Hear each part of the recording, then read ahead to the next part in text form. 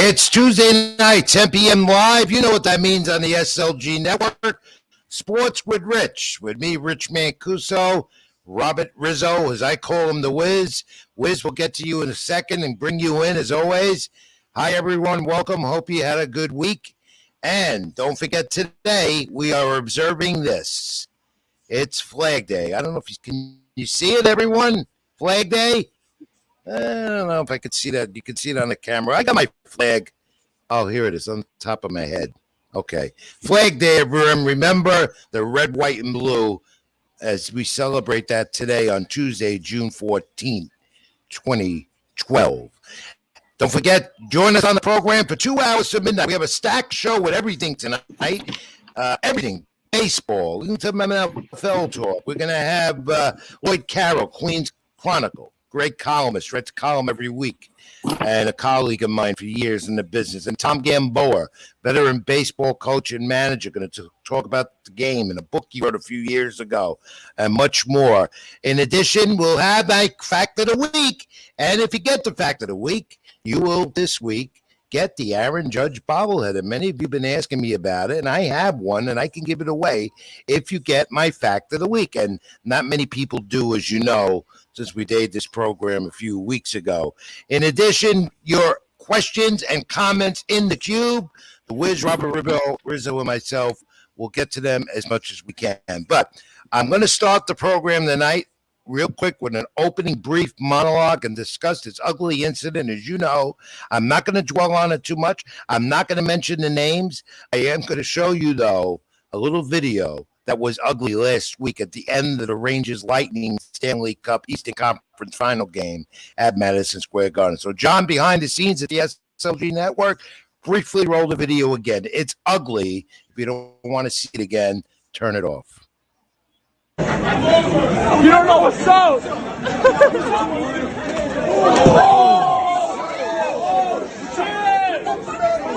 Oh, shit.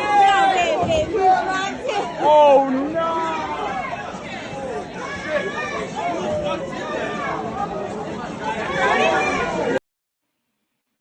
Now, I've been appalled by that.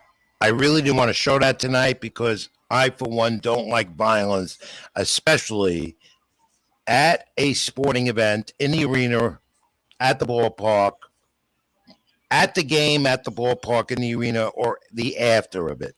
This was an after effect.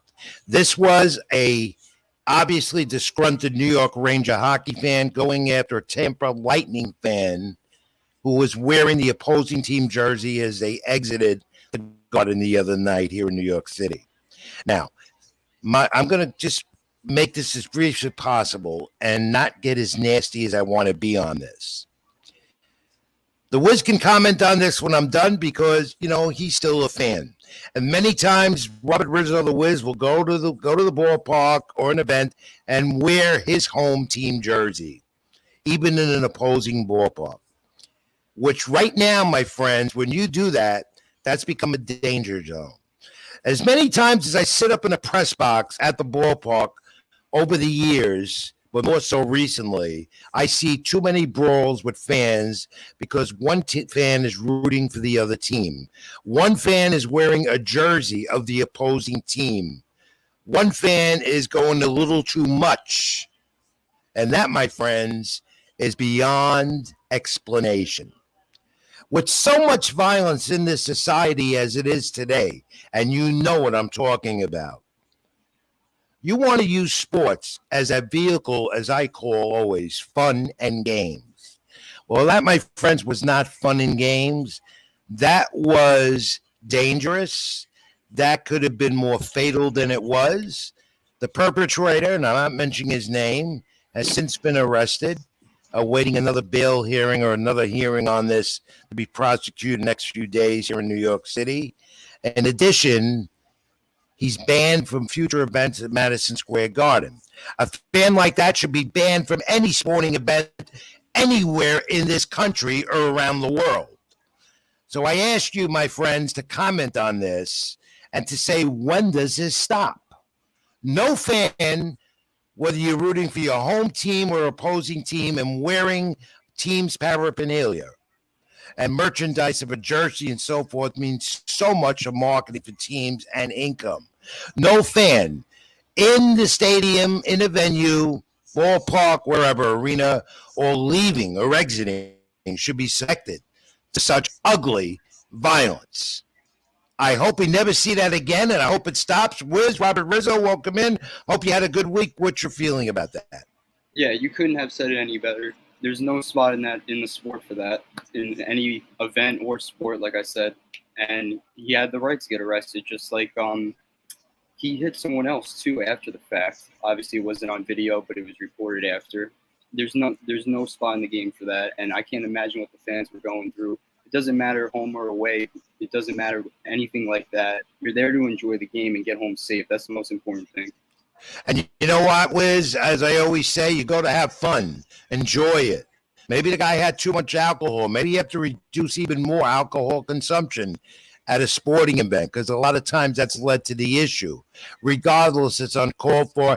I'd rather be talking about Rangers Lightning, which we'll do a little later, than fan violence after a crucial game as it was with the Rangers and Lightning Eastern Conference NHL Finals. So let's get away from that, Wiz, and talk about MLB, because there's a lot of MLB to talk about. Mets, Yankees in New York. First, let's look at Kyle Schwarber and the resurging Philadelphia Phillies and what they've done under the new manager. Back me up, Wiz. I just drew a blank. Robbie Thompson, of course. There you go. Schwarber of the Phillies, he has been awesome leading off. And he's a leadoff hitter in baseball right now, batting .333 with 6 home runs, 12 RBIs in the last 10 games going into yesterday. I don't know what he did tonight. The Phillies on their way to another win tonight. What are your thoughts about Schwarber and the Phillies right now, Wiz? Yeah, he's tearing up just like the rest of the Phillies lineup. Bryce Harper's still playing every day, DHing, which is a big boost for him and the rest of the NL DHs. Schwarber's been .318, 5 homers with 11 RBIs the last 11 games, including a 9-game winning streak. Right now, they're third in the NL East, 8.5 games back from the Mets. But anything can happen in this division. It takes 2 weeks for a team to get hot. And yeah, we're going to talk about that. We're going to get to the Met talk. We'll talk about the Met talk and how that lead has been cut in half with those hot Atlanta Braves that are winning again, and I'm going to get another win. The Chicago Cubs were in town, an awful team rebuilding mode at Yankee Stadium interleague play, which I despise. I hate interleague play. I can't stand it. They're going to redo the schedules next year, I think. But the Cubs came into Yankee Stadium, got demolished by a hot Yankee team, wanted to talk to this guy, Clint Frazier, and all of a sudden, Clint Frazier got DFA'd even before the first game of the series. I was the New York media, even myself, looking to talk to him on his return to Yankee Stadium, but the Cubs DFA'd him, said he wasn't doing the job. They didn't need him right now. And you know what he said about the Yankees? I want you to comment on this. This was interesting. He said the Yankee organization had to be cookie cutters to be on the Yankees. You had to be a cookie cutter to be on the Yankees. What do you think about that? That was harsh. Yeah, that's really harsh. I feel like a lot of away players, once they leave New York, especially on the Yankees, they seem to bash them. Meanwhile, on Clint Frazier on the year with the Cubs, he batted .216, only 8 hits in 19 games. So he wasn't doing it on the field, wasn't doing it at the plate, and that's all said and done from there. He's had an up and down career ever since he's come up, even on the Yankees. And I'll tell you, a team could use him because if he plays every day and he stays healthy, he's a valuable outfielder. We saw that briefly at Yankee Stadium with the Yankees, Wiz. And who knows? Maybe the Mets need a bat. That's a cheap guy to get. We'll see what happens. Jose Trevino, let's talk about the New York Yankees. Here is a guy who's an unsung hero. I've been writing about that, as you have as well, on NewYorkSportsDay.com, LatinoSport.com, where we write. Jose Trevino is that unsung hero. The walk-off hit the other night at the stadium, the home run ball. He's a hard out to get. Plays he's great behind the plate, better than Gary Sanchez ever was. Jose Trevino, the unsung hero in the lineup now more regularly for the Yankees, Wiz. Yeah, he's earning his spot in the lineup day by day. He's been .309, has 5 homers, 18 ribbies on the season. And every time it's his dad's birthday or his son's birthday, something with the father relevance, he seems to be in the clutch and hits a walk-off. This is his 3rd walk-off in his career. Yep. And The third last walk-off in his career. And it seems like every time the Yankees get a player, pick up a new guy, he always does the job. And in the newest case here, it's Jose Trevino. It never fails. Brian Cashman picks up the phone. Brian Cashman makes a move, and here we go. And Lucito, one of our followers, says, Jose, Jose, Jose. And that's been the call in the Bronx at Yankee Stadium. Not Jose Reyes, Jose Trevino. Kind of a journeyman, but also a player that's always had it, playing every day now. He's showing what he can do. Let's look at Gerrit Cole, the Yankees ace, who had a horrible time in Minnesota in that first game of a series last week. 3 home runs back to back to belly, as John Sterling said. First time in his career, 3 consecutive home runs to start the game. And Gerrit Cole continues to have that problem, giving up the home run ball. Rebounded tonight, though, as the Yankees got the win, Wiz. Yeah, Gerrit Cole stepped up tonight. Six innings pitched, 5 hits, no earned runs, 1 walk, 7 strikeouts. And I found it interesting when we were talking to Aaron Boone last Friday when they beat the Tigers post game. He said he's Gerrit Cole. He's always had to have those expectations and whatnot. That kind of follows him. So what he means by that is the contract, the name Gerrit Cole, the talent he's been in Pittsburgh, Houston, and now New York. It just follows him no matter what star it is, in Fenway, in the Bronx, in Tampa. See what he does in October. That's what the Yankees need. You see, you know what, Wiz? The Yankees, to me, are a very boring team. Now, everybody's jumping on me about that comment, but they are. I mean, they win every day. You go to the ballpark, all you do is know they're going to win another ball game, and now they're coming into a 2-week stretch. The Rays twice home and back here in the Bronx and down in Tampa Bay. Then they have Toronto in between all that again, I think twice. And the Astros home and in the Bronx. They're nemesis, a team that the Yankees have to show we mean business. So the Yankees now for the first time, and they won again tonight. Major League leading 45th win. Oh, they're 45-16 now. It's unbelievable. The Rays are though they're hurting a little bit. But they find to get pitches all the time out of a refrigerator. They always seem to do it. Out right now for the Rays is Nick Anderson and Mike Lau and Zamino and Franco. Those are key guys in the Rays roster. The Yankees took care of business today, and this 2-week stretch could really show how good a team they are. Yeah, for sure. And what I was saying in previous shows is about the Yankees is they're putting the ball in play, not just the home run ball. They're leading the league in that. They're leading the league in a bunch of hitting categories. And it's so important to stack up on wins against the Cubs, against the Tigers, against not mediocre teams. So when you enter a stretch like this, a 15, 20-game stretch, you can go, 10-10. You can go 12-8. Unbelievable what the Yankees are doing. Again, you can win all you want now, but it counts in October. Yankees haven't been able to do that. But this team is boring, Wiz. They're boring because they win all the time. And I'm knocking them, but I want to see baseball, not home runs. They leave MLB in home runs, I think, with 98. I don't think they hit one tonight, which is a rarity. Aaron Judge continues to show MVP numbers. Playing in a contract year, should get deservingly what he wants. I'm going to be writing about column about that in a few days as I get to the stadium. Both teams, again, in New York, the schedule makers got them both home together. Why they do that's beyond me. It's crazy, but then they have no baseball in New York coming up in 2 weeks on July 4th. Crazy schedule maker for Major League Baseball. But the Yankees continue to hit home runs. They continue to pitch well. They continue to play perfect baseball almost. They win every day. And October, though, is when it all counts. So let's see how much more they can keep this up. They continue with Tampa Bay now. Then they'll go on the road, and I think they go right into the fray with the Astros down in Texas in this tough 2-week stretch. Subway Series wins might happen. Both teams in New York. Best records in baseball with 40 wins apiece or more, including these New York Mets. And one of the reasons, again, Mets came out of the 5-5 road trip on the tough West Coast swing, but the lead has been cut in half in about a week and a half. But, everybody, we've been talking about how comfortable that Mets lead is. It never is when you have an Atlanta Braves team right now, right on the trail again. The Atlanta Braves winning their 13th straight tonight. Francisco Lindor, let's talk about him briefly, Wiz. Yeah, Lindor entered the road trip. He missed the first game. He jammed his finger in a hotel room door. That's just so Mets. Every Met fan knows that. But in the road trip, he had 6 hits, 1 homer, 2 RBIs. On the season, he's batting 245, 9 homers. So he's stepping up when the Mets need him most, and especially on the field, he flashes the leather better than anybody else. And how about this guy, Pete Alonso? You talk about Aaron Judge in the Bronx, MVP American League. Talk about Pete Alonso, even when he got hurt last week with the finger, came right back in the lineup a couple of days later. MVP right now, leading the NL in RBI and slugging and stuff like that, and leading the NL in home runs still as of tonight. Pete Alonso has been banging the ball 32 games. His last 32, 6 home runs. Pete Alonso is on his way also to an NL MVP. Sure, we're at the halfway point of the season, just about a couple of days, 100 games in. But right now, looking good for New York baseball teams, Wiz.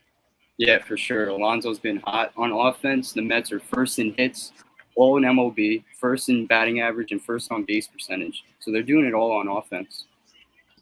And tonight, Chris Bassett rebounded with a win after a bad game out on the West Coast against the Padres.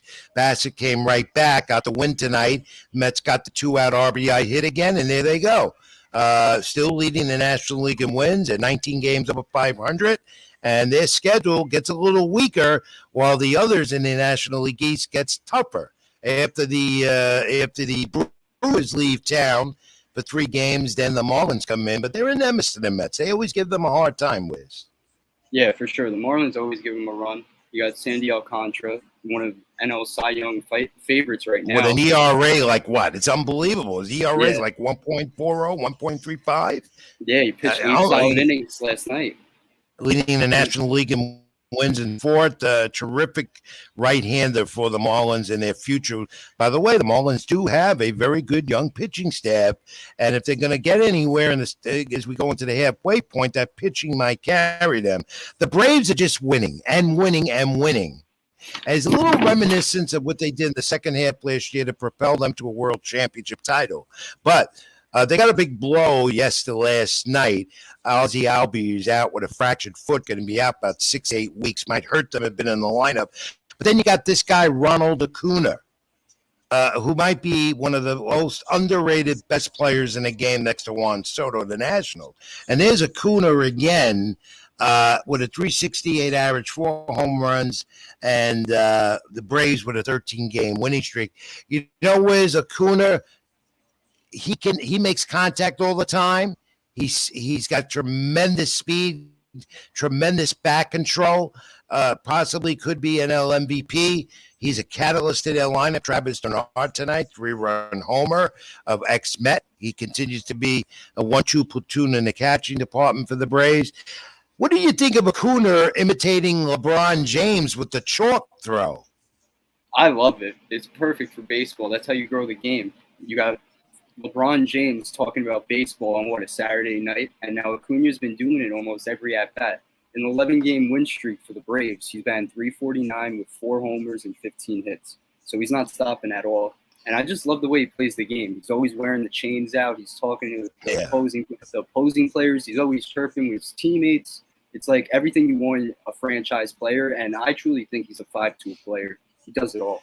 He does it all. Any team would want him, and he's got a long way yet to go before he hits free agency. When he does, he could, you talk about Judge trying to get a huge contract and Soto trying to get a huge contract in baseball. Acuna could get it. He's just having an MVP season, and the Braves might be on their way once again to look, the Mets still have that lead, and they didn't lose ground tonight. I still think it's too early to be talking about, but when that lead goes from 11 games or 10 to 5 in a span of 2 weeks, Met fans are going to panic, and I don't blame them because they saw what happened last year. Yeah, our Met fans tend to see it all the time, and especially in the NL East, and we see it in baseball almost every year. It takes that one wild card team to get hot, and they make that magical run into a NLCS, a ALCS, and if you get hot at the right moment, that's all it takes for baseball. Good point, Wiz. And let's look at how crazy baseball was the past week with the cycle. How do you Yeah. like that? And both times the Mets were involved with the cycle. Jared Walsh hit them for a cycle in Anaheim the other night. Escobar did it against the Dodgers just a week before. When do you ever see 2 cycles in 1 week in Major League Baseball by a player? It's awesome. You never see that. And I feel like the triple is one of the most fun plays in baseball because it's one of the most unpredictable plays. It takes one guy to make a mistake, and you can have a triple just like that. You can even have it inside the park homer. You tend to see it. The cycle, one of the rarest and hardest things to do in baseball. It doesn't happen much. Happened twice in 1 week. Just like last year, where we have 9 no-hitters, which set a major league record. This is what happens. The game is crazy. It's a long season, and we're seeing it already this year. A lot of baseball notes, including Jordan Alvarez of the Astros. You talk about Acuna in the National League with the Braves. Alvarez might be the best hitter in baseball, Wiz. Yeah, he just The got that Yankees are mega. going to see him.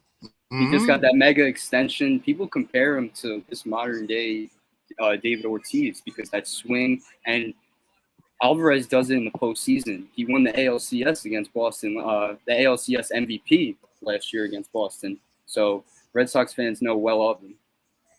Yankees are going to see him soon, and it's going to be a tough bout to get with Altuve and company. The Astros are still relevant.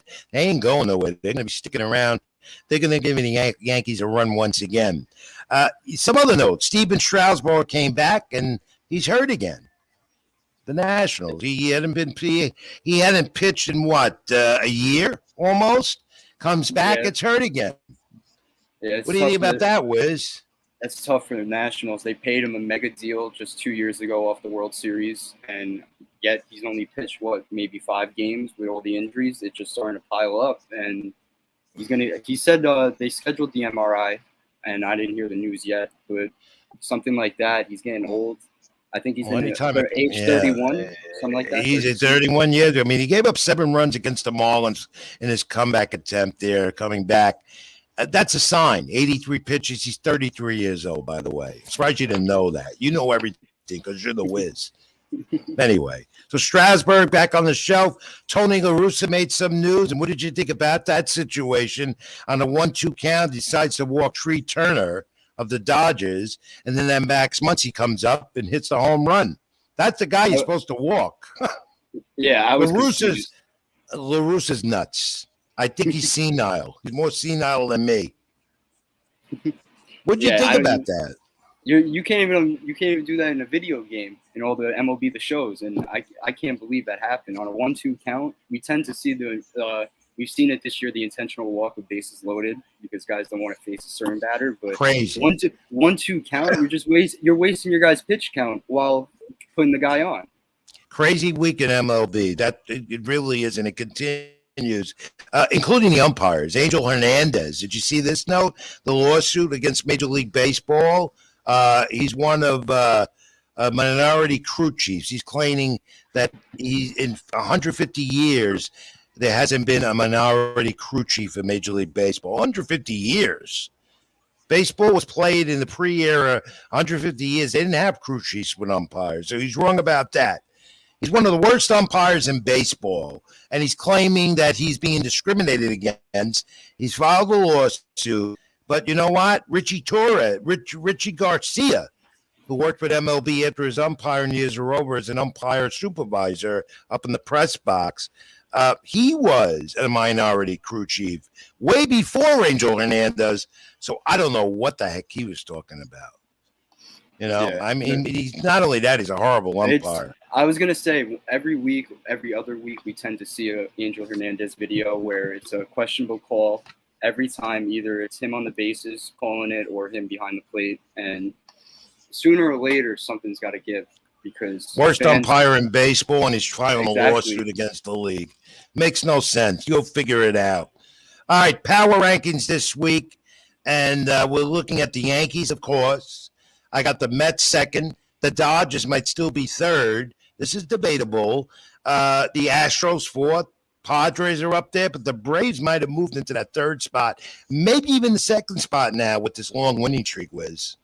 Yeah, the Braves are getting hot at the right time. It's a tough blow losing Ozzie Albies, as you said, but the Braves team proved it last year, missing out on Acuna. He went down in the first week of July last year, and they got hot right after that. So 11-game winning streak in June, it sets a statement for the opposing NL East teams that you don't want to sleep on the Braves. And this came across to just yesterday. Major League Baseball has started to get involved with minor league baseball brawls, single A, double A, triple A ball, which has become a problem more in minor league ball than in the major league level. And as a result, minor league teams are going to get fined now and suspensions. But when they get fined, the Major League Baseball team, those affiliates get fined, the home club will get fined double. And I think that's a good move by MLB to try and keep things in control. And I got to credit them for that. That's a good move. There's no need for brawling in baseball. It should be baseball, not base brawl, as you know. Right, Wiz? There are some other baseball notes we'll get to in a moment, but I think now it's time for Keep It in the Ring, right? Yeah. John, are we right? Keep it in the ring time before we go to our first break. Fact of the week and sports update. Let's do some Keep It in the Ring. There's an awful lot of that. And then we're going to bring in our first guest of the night, too. And it's going to be Lloyd Carroll from the Queen's Chronicle. Be waiting in the queue. All right. First is first. Madison Square Garden Saturday night. Edgar Berlanga. This fight against Alexis Arguello. Arguello, not Arguello. He's been long Hall of Fame, passed away years ago tragically. Berlanger might have outjabbed this guy, but he's still not, to me, ready for anything at 168 in that tough division with Canelo Alvarez reigns or even Jose Benavidez or maybe some of the others in 168. But Berlanger, to me, they didn't win more than dominantly, like the judges said, and he didn't sell out the Garden on Puerto Rican Day Parade, the eve of the parade. Yeah, I was mean to ask you, what was the controversy with the Berlanga, the ear bite? Oh, that too. I want to bring that up. You beat me to the punch on that, as they say in boxing. He bit the shoulder of Angulo in the 7th round. Okay. He admitted to doing it and apologized later. A la Mike Tyson, Evander Holyfield air bite. Not as bad, but you don't do that in boxing. It's uncalled for. And that was brought up on over the weekend at the Boxing Hall of Fame inductions, which was quite a success, inducting 3 weight class. Some of the promoters up there up in Canastota made reference to that, including my friend Lou DeBella. Congratulations, Lou. Longtime promoter, got inducted. They talked about that. You don't bite an opponent's ear, shoulder, or anything else. You know what? I don't want to bite you either when you get me angry, but you never get me angry, Wiz. We never get in the ring anyway. The Garden's going to have another fight show this weekend, Top Rank on ESPN. Joe Smith and Artur, the Russian. That's going to happen this weekend. They're going to try and unify that light heavyweight title, at least most of the belts. Val holds the WBA version. Joe Smith from your neck of the woods out there in Long Island has a shot to unify the light heavyweight championship at Madison Square Garden this weekend. And I know you know him, Wiz. Yeah, for sure. I was actually talking to one of his promoters the other day while he was playing golf in Glen Cove. But he was saying he's ready, he's prepared, he's been training for this for a while. And he's going in ready for a fight on Saturday. Boxing season is coming to an end a little bit. It's going to slow down a bit after this weekend, pick up again in September. Canelo Alvarez and Triple G. And well, maybe in the fall, they're getting more and more intense with the discussions to get it together. Terrence Crawford, Earl Spence Jr. to unify the 147-pound titles. My friends, I think that's going to happen. Expect an announcement soon. We talked about the Hall of Fame. The lightweight division still very much in discussion with Ryan Garcia, Gervonta Davis, Devin Haney, who was at the Garden this weekend and said, I'll fight any of them. He said, give me Davis, give me Garcia. Doesn't matter. Haney is the future of boxing, the superstar with the unified lightweight titles right now. He has his options, and he might get that. Jaime Munguia, he middleweight round 5 knockout the other night on the Zone, a very underrated fighter from Mexico, looking for a title opportunity against the big boys in that division. Daniel Dubois, dethroned WBA heavyweight champ Trevor Bryan, a Don King fighter, over the weekend overseas.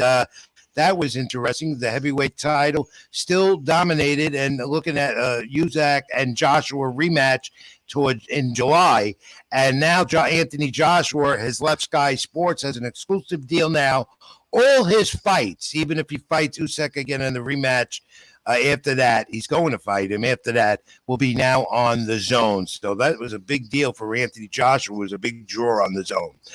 Jake Paul and Amanda Serrano say they are going to be co-promoting, and both will be fighting in Madison Square Garden in August. I really don't care because, I like Serrano, but I could care less what Jake Paul is doing.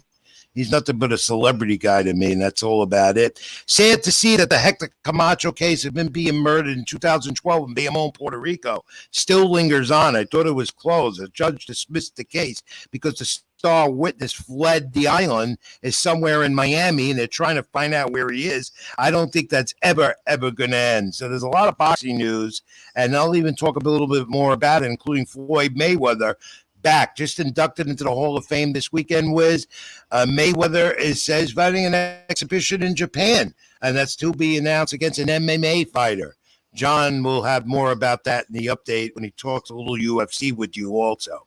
All right, here we go. Keep it in the ring some more. Pro wrestling, and a lot of news there. Riddle. Let's take a look at them. SmackDown, he's going to fight Roman Reigns for the unified title on the Friday Night SmackDown. The only thing I can think of this is they're trying to get the ratings because Riddle's going to get the title. Reigns will still have it because the title is going to go eventually. Randy Orton's going to get a shot at it, and then McIntyre. But Riddle was making a lot of noise in WWE. Very talented. Got the good mouth, as big as mouth as I have, and will be. Why are you looking at me like that when I said that? I saw that face. Watch it, young man. All right. Cody Rhodes is out, and he was up for that title and probably set up a Cody Rhodes and Seth Rollins WrestleMania match. That's when Cody comes back. Had successful surgery on the torn labrum, and good for him. I hope he does well. The big news again, AEW, once again, bad news. This man, Jeff Hardy, arrested for DWI down in Florida. There's his mugshot. Now, Hardy and the Hardy brothers are supposed to fight the Jurassic Express and the Young Bucks tomorrow night on AE Dynamite. That's been scrapped. It was supposed to be a triangular title match for the AWE tag team titles. Hardy arrested for DWI. Got left WWE because of the same thing. They had enough of it. There is a video out on social media about it. I don't think we're able to have time to load it, where the authorities in Florida take him out of the car, and noticeably he's drunk. He's awaiting a bail hearing. He'll get some time now. He has so many DWIs piled up, and most likely his wrestling career is over, though the AEW said, and Tony Khan put out a statement today. Let's look at this. John, put that up. If you can read it better than I can. But they are supportive of Jeff Hardy, and according to that statement, we're able to. He's been released, I believe. Is that Wiz? What does that say? You see that better than I have to pull it up on my screen. Can you read that? Yeah. In the interim, he is suspended without pay, and he can only return to AEW upon successfully completing treatment and maintaining his sobriety. Which AEW hasn't really had to face before, where treatment for a wrestler under duress like this. And Jeff Hardy, I think his career might be over. It's a sad story. 42 years old, got a family, was on the rise again in AEW, but AEW once again losing a top star after losing CM Punk last week to surgery, which we're later revealed now to his foot. Shame. Sad story in AEW, and a big tag team title match, triple threat tomorrow night. Not going to happen. We're waiting for Wardlow to also become the eventual champion when that interim title situation with CM Punk gets back to business again. And why Punk is still the champ with an interim title is beyond me. I will never know that. I don't know. And WWE has decided to do this. They're going to have inline names. They're getting college athletes involved. I got to put that up and read the whole thing about that. Inline names like there is a running back or tailback from Georgia that's going to be used in WWE based out of, and put them in the performance center right away. WWE continues to do things that others don't do, even though the product to me still sucks. And I will say that openly. I'll get more of that detail to you in a little while. All right. NBA talk. Let's get to that. Keep it in the ring before we go to Fact of the Week in the break and bring Lloyd Carroll in. Celtics Warriors, Wiz, what do you think? Seth Curry stopped last night, but still game 6 up in Boston. Yeah, Golden State has a chance. Their 4th title in 7 years. I don't know if this will go 7. Do you? I think it's going to go 7. The Warriors put up a great fight last night. Obviously, they got the win. Curry only had 16 points. This was his first game without a 3-point made since November 18th of 2018. So it's been, 4 years, 5 years? That's crazy. And for Tatum, Jason Tatum on the Celtics, he's struggling on the other side. He has 27 points, though, last night, though, right? Yeah, he's scoring at an efficient rate, but he's turning the ball over at way too many times. He has the most turnovers ever in a postseason. What does Celtics have to do, Wiz, to keep this going and make it into a game 7 in Golden State, which might be tough? The major impact is for them is turnovers. They must minimize their turnovers. They're 1-7 in games that they have 16 or more turnovers.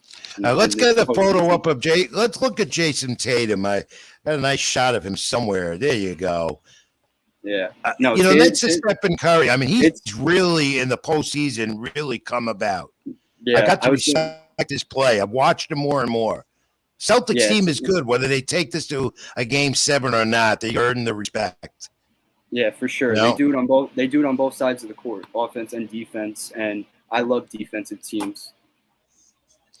All right, Wiz, we'll talk more NBA a little bit later and see how Game 6 develops. Celtics Warriors. That's the only postseason thing left in sports right now. The center is going to be on MLB up until football training camps coming up in a month. Hard to believe. We'll talk a little NFL later. Fact of the week time. Here we go. Ready? Anybody can get it except my guest, or if you Google it, you're going to get this Aaron Judge bobblehead that was distributed to the Yankee Stadium. A lot of people didn't get it, but I don't know. Can you see this? I don't, my screen is going dark. Yeah. There we go. The Aaron Judge bobblehead. It's here. If you get the fact of the week, it's a soccer fact. You ready? Here we go. Soccer players, they run and they run and they run. And I want to know how many miles in a span of a game per player does a soccer player run? MLS, Europe, whatever.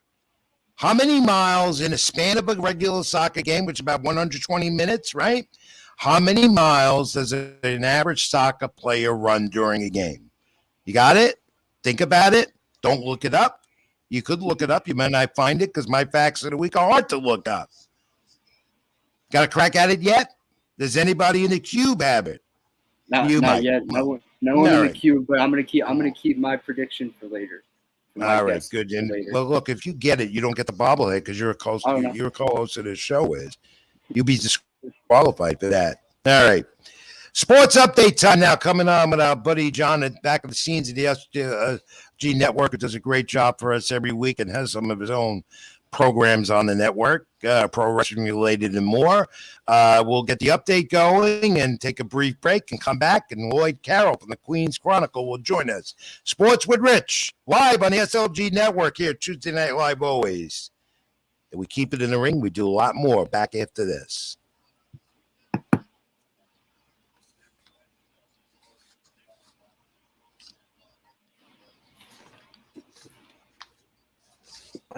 All right. Hey, guys, it's John here. Quick update for you guys. The Mets today, they defeated the Milwaukee Brewers by a score of 4-0.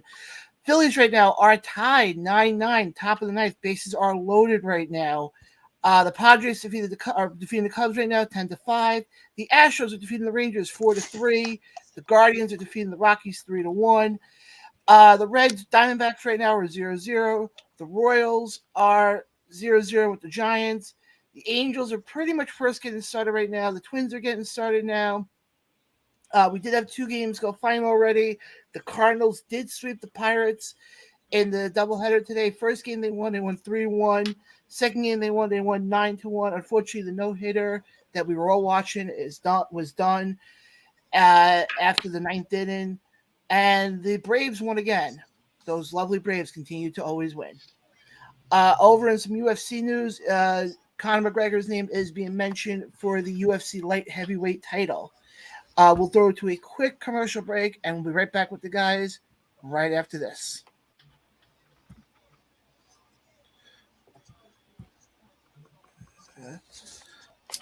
What's good, everybody? My name is Caleb from the Bayou City Boys over here on the SLG Network. Happy to announce that we are now working with Dano's Seasoning. So if you're anything like me, you meal prep all the time, Dano's is the way to go, man. They got multiple flavors. Hit them up. Be sure to use our code SLG Network. Appreciate every single one of y'all. Peace. Spending money like it's nothing. I don't have a budget. Please don't get offended when you see the kids stunting. Got my queens with me, but it ain't no Scarborough bluffing. See, I'm riding solo, well dependent bitches cuffing. I got all I need, me, myself, and I just love it. I've been gone.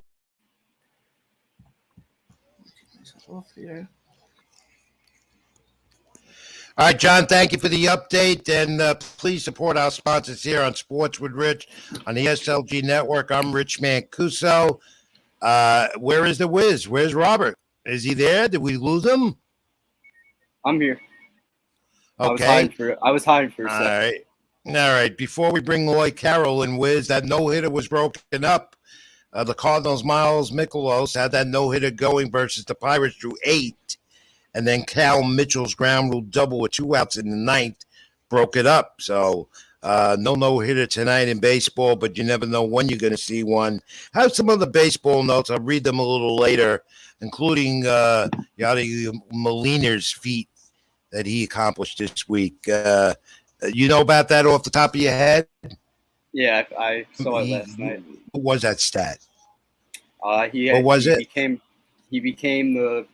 has the most putouts ever in MLB history. I believe he passed like 3,500, I think, right? Yeah. Yeah. I believe he passed Pudge Rodriguez. Yeah, that's like 3,500. All right. Do we have Lloyd Carroll in the cube? Is he ready to go? I think he's been there patiently waiting. Is Lloyd there, John? I'm here. All right, he's coming in. And Lloyd, thank you, my friend. I'm sorry you were put on hold and waiting for us, but you see, I have a fast-paced show with a lot of content. But welcome, Lloyd Carroll. Lloyd is a longtime writer here in the New York area for the Queens Chronicle, a syndicated columnist, a great columnist with tidbit here, a tidbit there.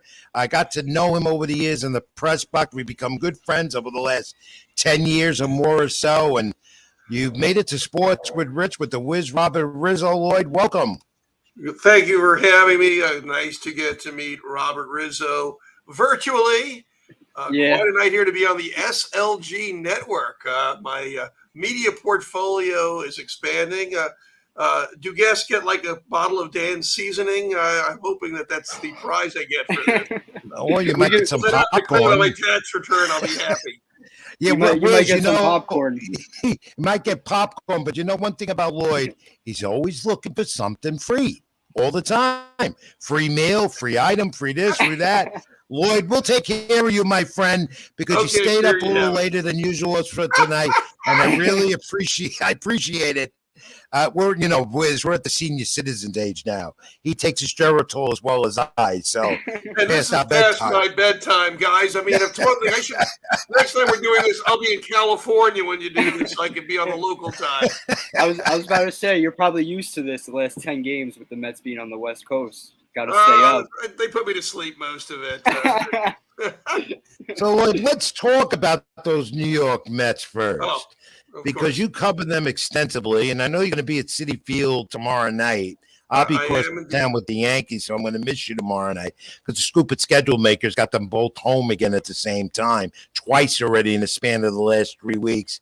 And then they're not home next week again, both teams, for a few days. It's crazy. Anyway, what do you make of this Mets team and, best record in the National League? Can they keep up this pace the rest of the year? Will Uncle Steve Cohen, the owner, with all that money, go out and get some more help, especially for the bullpen, maybe another bat by the deadline? The deadline is what, August 2nd, so we're still quite a ways away from that. Look, it's funny. I was listening to your power rankings before, and it's always it's fun fodder. I know that USA Today Baseball Weekly does this. If we learned anything from Luis Rojas, is that the only thing that counts is what the standings are after game 162. Everything else is meaningless fodder, or for the New York Post Sports Extra to sell, to get people like $4.99 for it. I mean, it's utterly meaningless. Look, the key to the Mets, let's be blunt, they've got to get one of the big two back. If not both of them, one of them back. If not, they're not going to hang in there. Well, according today, before the game, they were talking that DeGrom is DeGrom and should be back at some point in mid-July or before. And Scherzer is quicker than expected. Mechanic catcher who sustained a broken hand is making great progress. Could be back within the next 2-3 weeks. But DeGrom and Scherzer, they are so important for that rotation. Well, it's not just coming back. It's can they stay healthy? And we're making an assumption here that they're going to be as effective as the way we remember their baseball cards or the back of their baseball cards to be. You can't make these assumptions. So durability and quality are key issues here. That's funny. You're talking about Steven Strasburg before. Boy, it shows you the passing years. How old is he? 33? Yeah, 33. I mean, that it always seemed like he was that young. He and Bryce Harper were the young guys who were going to lead the Washington Nationals to the promise. Well, ironically, Harper wasn't even there when they won their one World Series, which they couldn't even celebrate the following year because of COVID-19.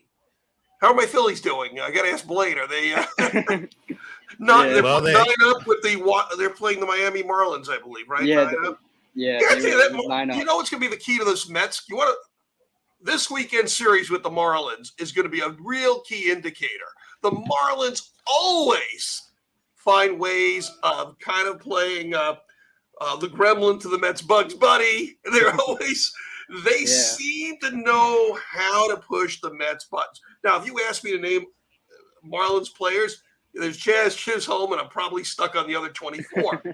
It doesn't make a difference. I'm going to predict that the Marlins are going to take 2 out of 3 in Queens this weekend. And I don't even know who their players are.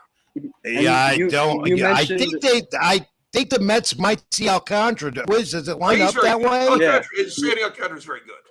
Yeah, those are like the only 2 bright spots on the Marlins. Well, their starters have always been. Oh, Lopez is a pretty good pitcher too. Yeah, they have a good young developing rotation in Jesus. And they've got the World Series hero from last year for the Braves, Solis too. So that doesn't hurt them. But Lloyd, you make I got a list. No, you make up good points though, Lloyd. Yeah. You mentioned before Luis Rojas and the impact he had on the team. How do you think Showalter's impacting the team in his first 3 months?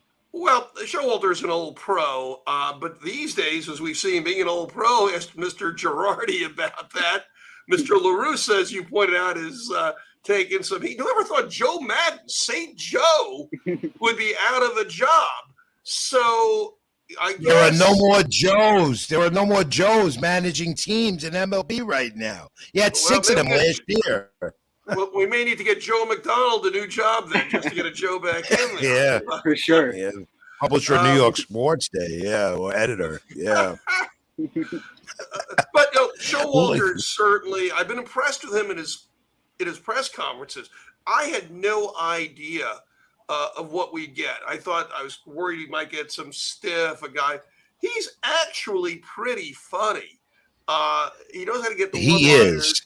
He was always that way, but it's very difficult to hear him sometimes. He's got that Southern Texas drawl, but he brings up. He's such a baseball mastermind. We all know that. And Lloyd, you know what I love about him? He mingles so well with the media. Number one.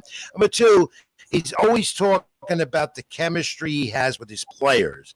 I read something in The Athletic. I got to give them a plug, like a ball people. But this morning I read something where he's discussing his relationship with Lindor, his relationship with Carlos Carrasco, and particularly brings up Escobar and Lindor as two guys that he loves to manage. And he's managed a plethora of so many great all-stars over the years in his career. I think he's blowing smoke on that. Hate to say it. Lindor has been a disappointment. So that's his way of pumping him up. And I think Escobar's a stiff. Why do you say Lindor? I think Wiz, jump in on this if you can. Why do you say the season that Lindor is having right now, Met fans are going to be happy about what you just say? The batting average has been 245, I believe.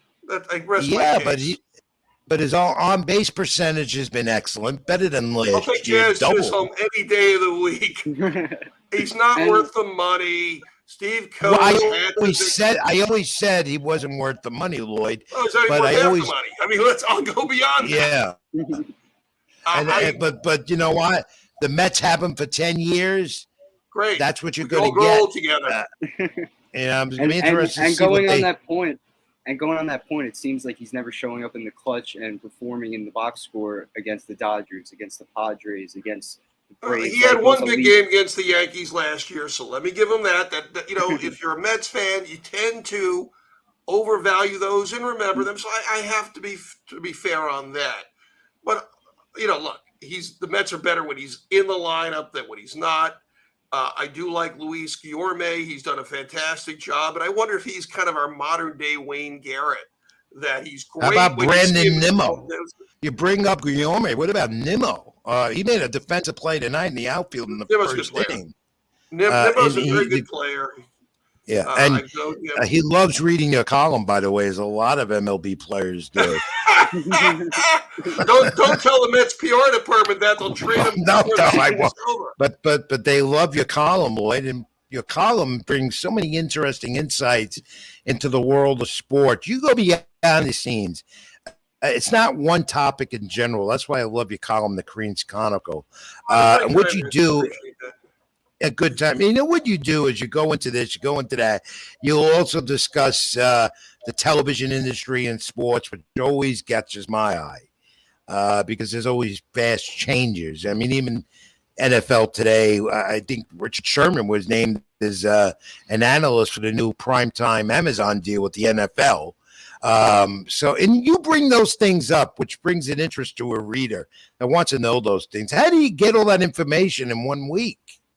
Well, part of it is doing a lot of reading, hopefully being on enough email distribution. Listen, I got to give credit to some of our colleagues like Andrew Marchand, who does a very good job. John Aranda of the Sports Business Journal does an excellent job. It's funny. I was having this conversation with my wife, and I said to her, I'm at the age where I really don't care about who wins or who loses. I know that's horrible. It's more, I'm too old to root for laundry to use the Jerry Seinfeld. I root for people I like. I thought I was the only one. Yeah, I like sports business. I mean, to me, maybe it's my background, my other life being a CPA, that I like to see the revenues and expenses. And I'm going to say something, Richard, you and I deal, we talk about this, and I don't want to go into too much dirty laundry on the air here, but simply that sports team public relations people, and I'm not picking on any particular individual, although Rich knows there are a few that I really don't care for, have no concept of the bottom line of their organizations. They have no concept what an income statement looks like. That all of us in this industry, as to say this business, we are here to help sell their product, and the revenue we generate for them is meaningless to sports team PR people. And I think one of the problems is having Steve Cohen as an owner. I know this is going to sound very counterintuitive. In some ways, as media people, we're worse off with Cohen than we are with the Wilpons. Now, why would I say something so outrageous? Yeah, why? Because the Wilpons care about the fact you can sell their. Cohen has $72 billion. Do you think he cares about it? It's a toy to him. He couldn't care less about what we do or don't do. I hate to be that blunt about it. Until proven otherwise, I don't think he cares. Where the Wilpons, as crazy as they are, you know what? If you can help sell a ticket for those guys, there's value to them. So that's kind of a conundrum. It's, again, counterintuitive, but I'll say that till my dying day. Now, I got to say this, my George Steinbrenner, may he rest in peace. And hell, yeah, they obviously were very well off. They spent the money. But when George Steinbrenner, if he went into a press box and he saw empty seats, he would be calling the PR guy saying, why do we have empty seats here? Empty seats don't generate revenue or buzz for us. You think Steve Cohen cares about that? No way in hell. And I got to say that, period. I don't know. We'll see. Yes, he'll spend the money, but a lot of people spend money. The question is, do you spend it smartly? What kind of culture, accountability? That's going to be a key. So that's where Luis Rojas fell on his face. There was no accountability. Showalter, I believe, is better in that. He has, but again, sometimes we hear about players running. We see this in the NBA, players running the asylum. When you see Girardi, who I think the Phillies didn't really go all out for, it's become apparent. When Joe Madden is getting shown the door, I just wonder how effective he's going to be in the long run, given that. He's done a good job so far. But you know what? We're not even at the halfway point. And as we all know, the Mets historically don't exactly set the world on fire after the All-Star break. But do you think the Yankees will keep up this pace? I always ask the Wiz, my young compadre, yes, maybe La not. Familia. Look, if you're asking me, do I think the Yankees are going to get? Yeah, will they keep this pace up? You know what? Who cares? They're going to get the parade down the Canyon of Heroes when all the smoke clears anyway. There's nobody. Okay, so you see that happening in October, that they'll take it all. They're not going to fail this year. First of all, they're due. And they're playing very well. And I think Boone is a good manager. Yeah. You know, it's when he took a lot of – and like they came pretty close in past year. It's not like we're talking about a team like the Mets. It's been – what, they finished over 500 3 times in the last dozen years? You know what? Show me you finish over 500 this year, and I'll consider that a successful season. I know that's counterintuitive.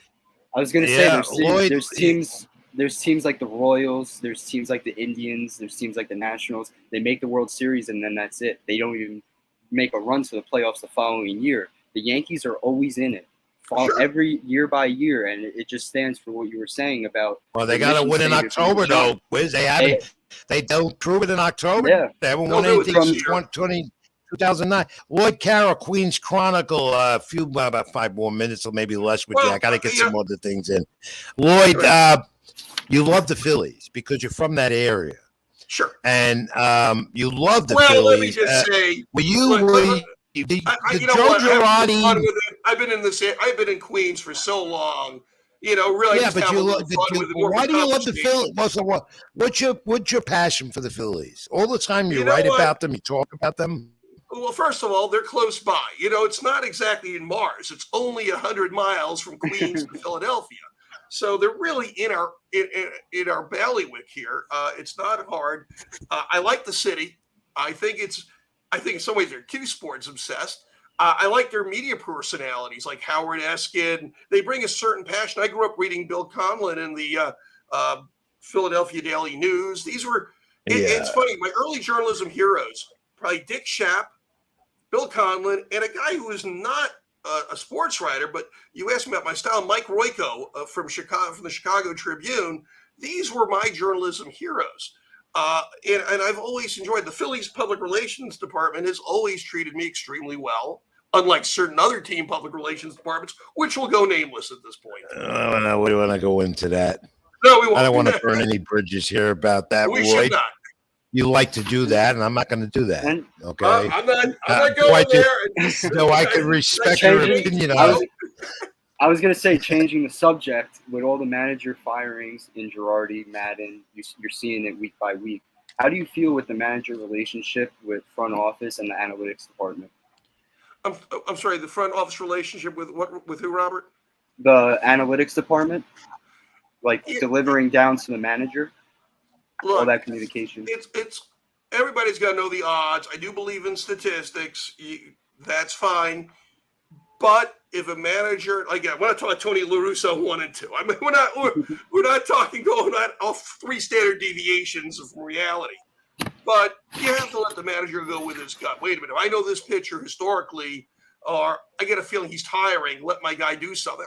I think you need to trust the human element on this as well. So there's a place for it. I think that I'll be honest. I don't know what SABR.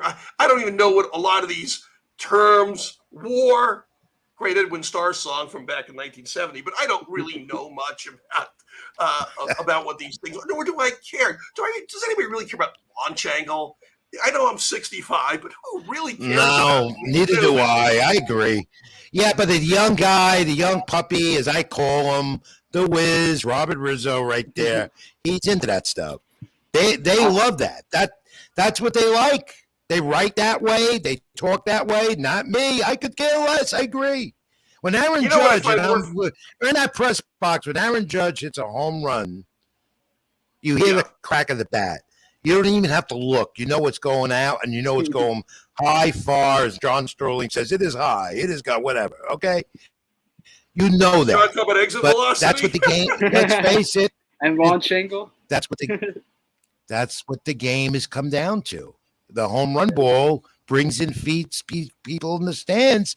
And then when they listen to John Sterling describe a home run or any of the other broadcasters, they love that. Crack of the bat. They love to see that. It makes for easy highlights at the end of a game and all that. Look, we hear, if you listen to any radio, bro, you can tell when they're almost thinking about their post-game broadcast as opposed to really calling it how they feel. So I'm not sold out. I'm glad for John. I'm sorry to hear that Odyssey executives are trying to cut his schedule back.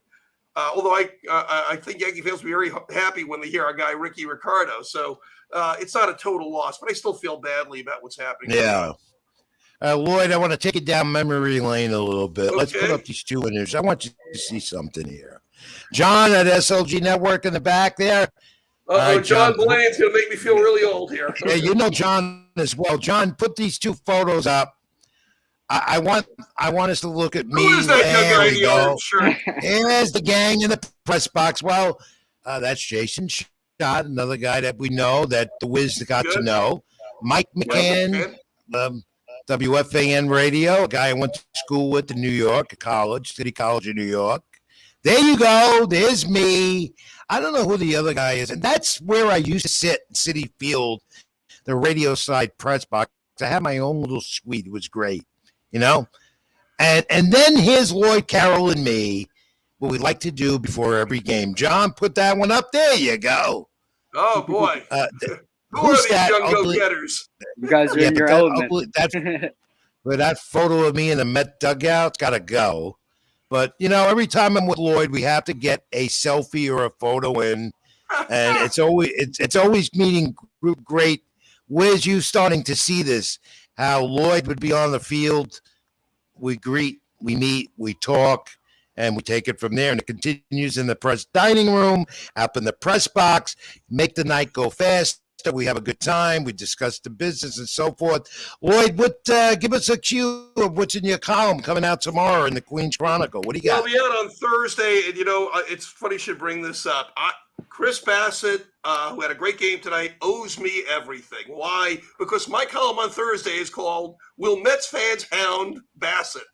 I had that little fun with his last name. And look, I don't feel guilty. He had lost 5 or 6 straight games and looked horrible doing it. And I did say the guy's better than that. But this is really important. If the Mets are going to go far, you were asking about that. The third man on every staff is the key.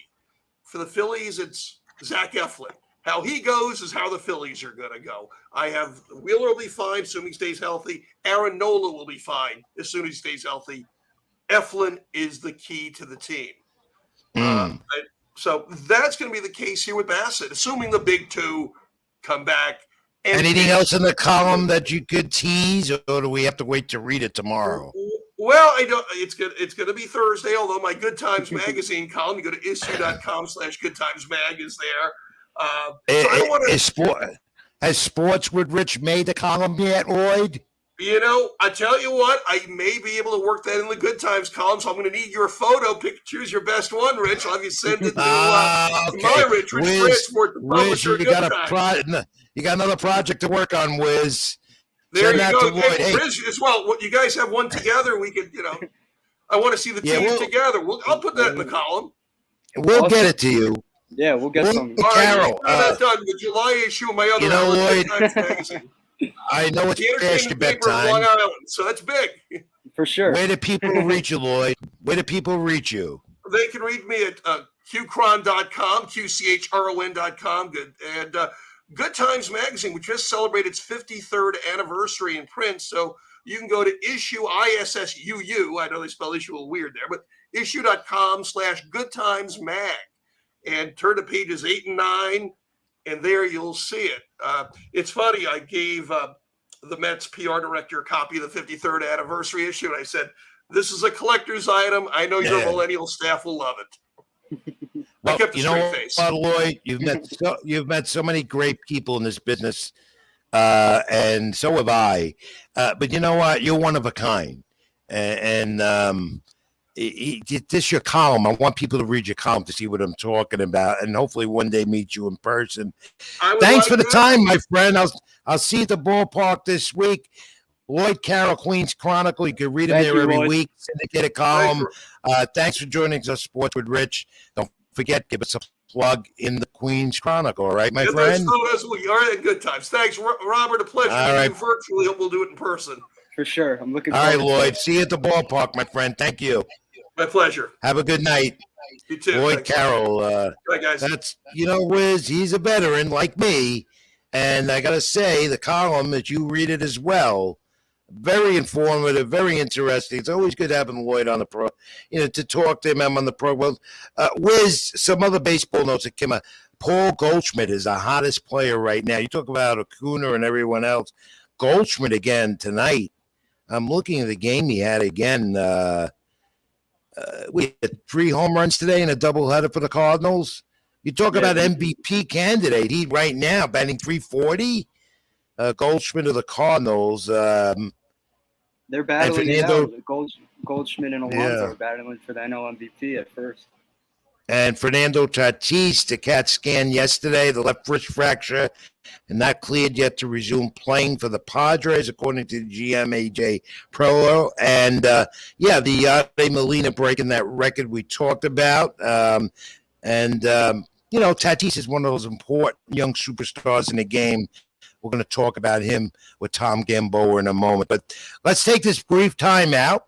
Let's get a brief sports update from John at the SLJ Network. Take a breather, come back, and we'll talk at the top of the hour or beyond now. Eastern Time, 11:10 Sports with Rich. Back after this. Let's take this time out. We'll be right back. Hang in there with us, please. Guys, again, great job with Lloyd. Quick score update for you. As we said before, the Mets did defeat the Milwaukee Brewers by a score of 4-0.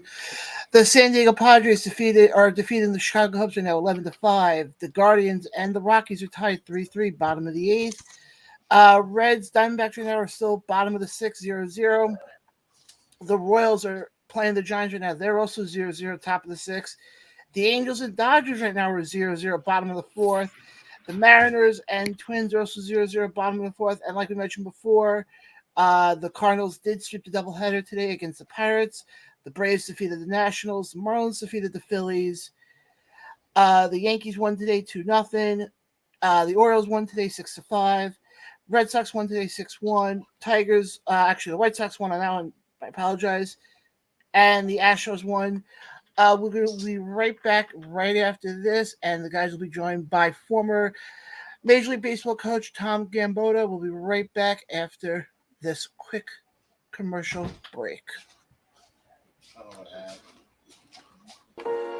Spending money like it's nothing. I don't have a budget. Please don't get offended when you see the kids stunting. Got my queens with me, but it ain't no Scarborough bluffing. See, I'm riding solo while dependent bitches cuffing. I got all I need, me, myself, and I just love it. I've been gone, riches stacking to the ceiling. I'm dick long. Could never change the side I've been on. In 100 years, I'ma still be with my day ones. When it's said and done, fuck where I'm going, it's all about where I came from. You don't know.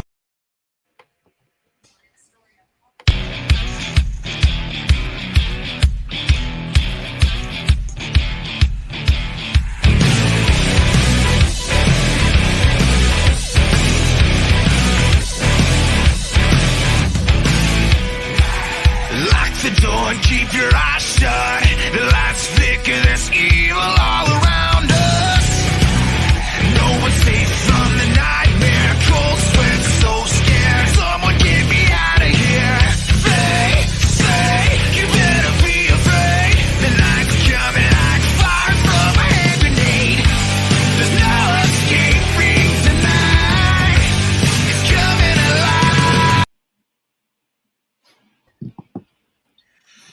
Hour number 2, a little beyond. We went over there. Wiz, Robert Rizzo, Rich Mancuso, Sports with Rich, live on the SLG network and on your social media platforms. Please like, comment, and subscribe on YouTube where we're at, especially with Sports with Rich. Rich Mancuso is my page.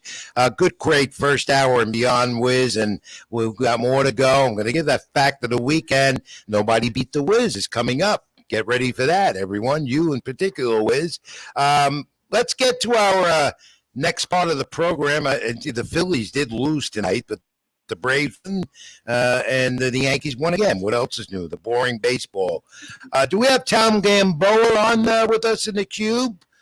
We encourage people, you fans, followers, to please like, comment, subscribe, and also ask a question and comment in the cube. And there he is. California, just back from a nice trip in Mexico. Longtime friend, veteran baseball guy, coach and manager, Tom Gamboa. Hey, Tom, welcome to Sports with Rich. Appreciate the time, my friend. Hey, Rich, it's always good to spend time with you. And Robert, good to see you as well. And yeah, I just got in late last night from Cabo San Lucas, Mexico, and had a great time, Rich. So it's always good to be back in the States, though. And it's always good hearing your voice and seeing you as I am right now on the program. Tom had a book recently released in 2018 with another colleague, David Russell, titled Tom Gamboa, My Life in Baseball. I think we have an image of that. There it is. And there's a young Tom Gamboa on the cover. Great book, by the way. It's still available to read. Great insights on the game and about his great career. Tom, I'm ready to go with the air. And what have you been doing as of late? I know you've managed in the minor league system. You were your last before the World Baseball Classic, which we're just going to ask you about. But we met initially. We got to know each other real well when you were the manager of the Mets Penn League team, the Brooklyn Cyclones, there in Coney Island, and your final game is very memorable, and I'll never forget it. You put on a show for the fans going at it with an umpire. And by the way, Tom is the father-in-law of the former New York Met and SNY TV analyst of Mets pre- and post-game, Todd Zeal. Tom, you put on quite a show that night at then was called MCU Park in Brooklyn. You went at it with the home plate umpire. Got ejected in your final game. It was the final game of the year.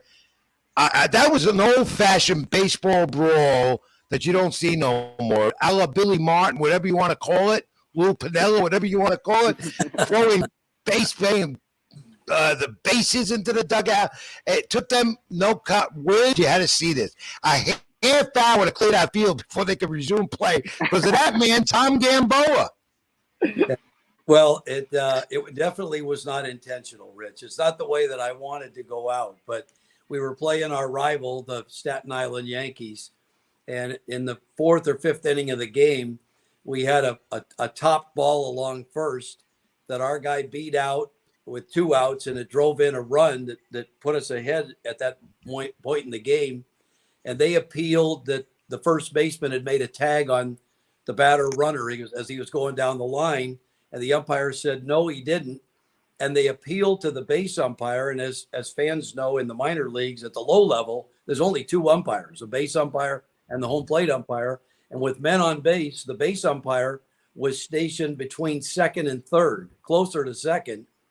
And their appeal got the umpires to converge. And the base umpire, who was literally near the shortstop position, ended up overruling the home plate umpire that, yes, in fact, there was a tag. And we had the first base dugout, and there was clearly a foot daylight. And it was just the principle of the call that when they changed it, I went out to the field and I said, I'm not leaving here. You had it right the first time. I'm not leaving until we get it correct, because the home plate umpire is 10 feet from the play. What you saw is what it was. I'm not out here to try to manufacture something. And they refused to do it. And I said, I'm not leaving until we get it right. And then and correct me if I'm wrong, but that you told me it's the first time you ever did that in your career. Oh no, not hardly. But I can honestly say that I never went out intentionally to motivate my team to get kicked out. on purpose. Mine were strictly because I had tremendous respect for umpires.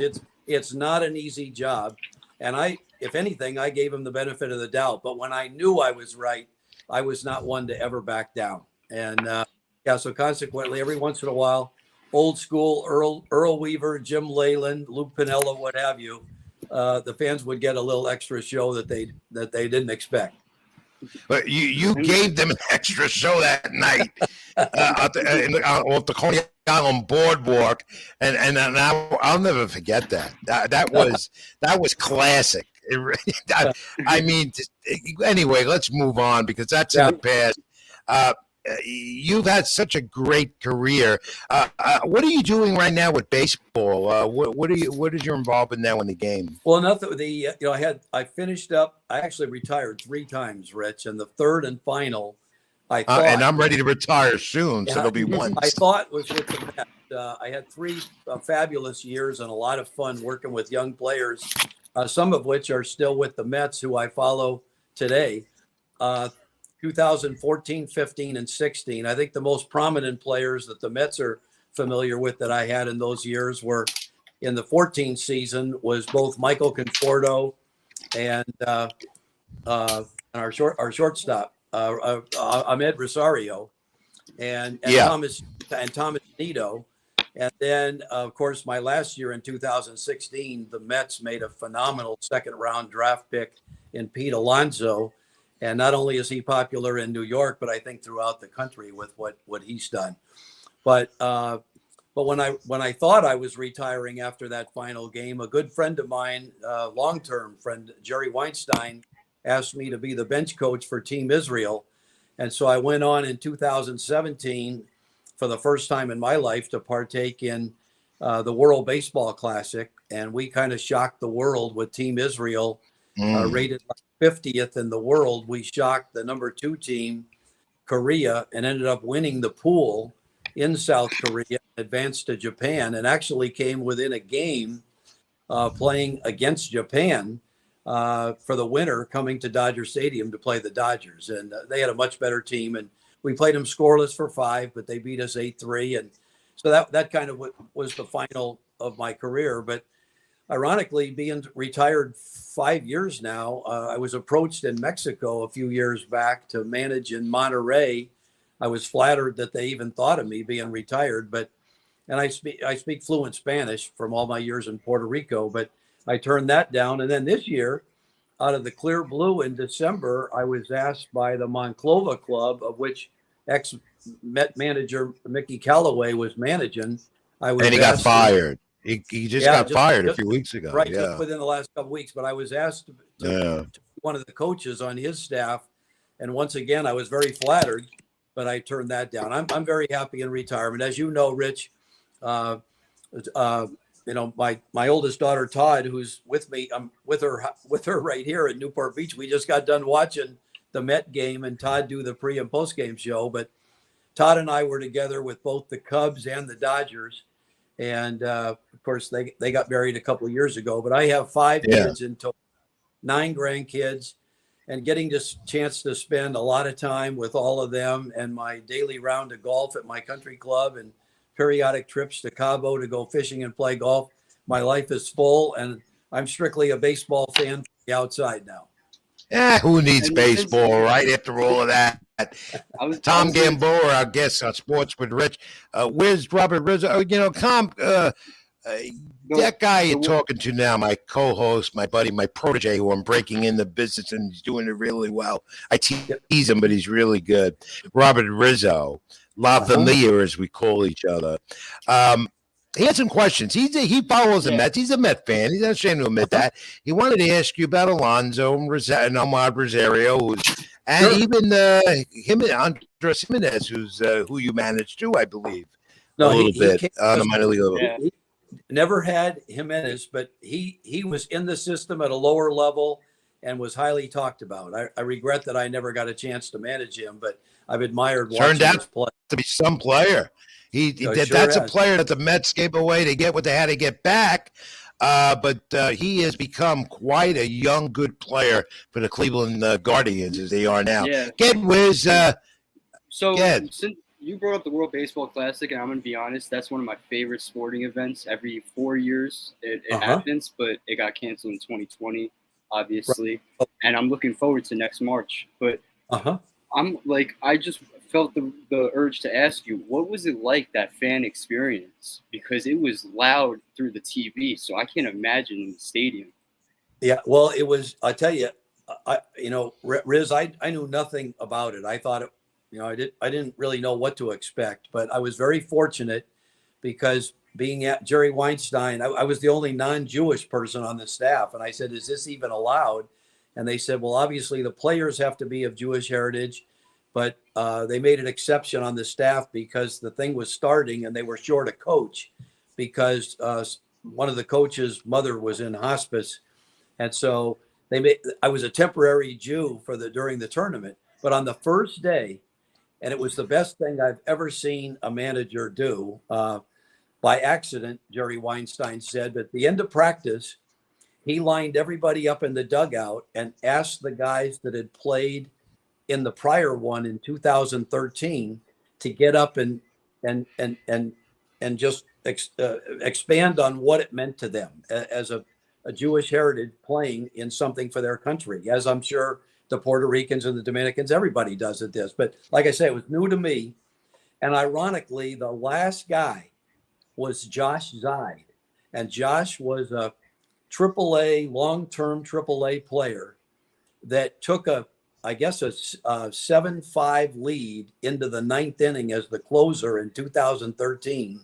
And he talked about, he ended up giving up a 2-out, 3-run double to Spain that lost the game and a chance to get into the Classic. It was a qualifier.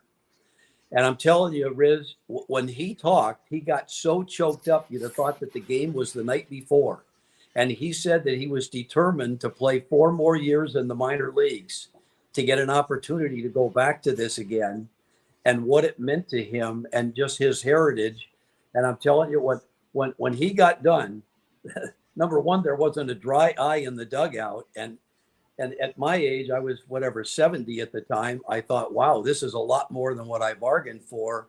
And I told Jerry when we went into the coach's room, I said, whatever level this team can play to, you can bet that it's going to be 4 levels above that after that speech, knowing what it meant to him. And ironically, he got the 2 saves and a win in the first series that we were in to get us to advance to Japan. And I mean, it was almost something that you'd see a movie about.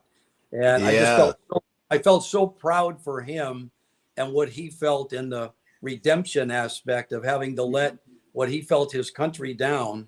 And then 4 years later, coming back, the true Rocky underdog, that we not only beat South Korea and Chinese Taipei and the Netherlands with 5 big leaguers on it, including Didi de Gregorius, and we advanced to Japan and beat Cuba in Japan. I mean, it was, and he was a part of it. I remember. It was very exciting.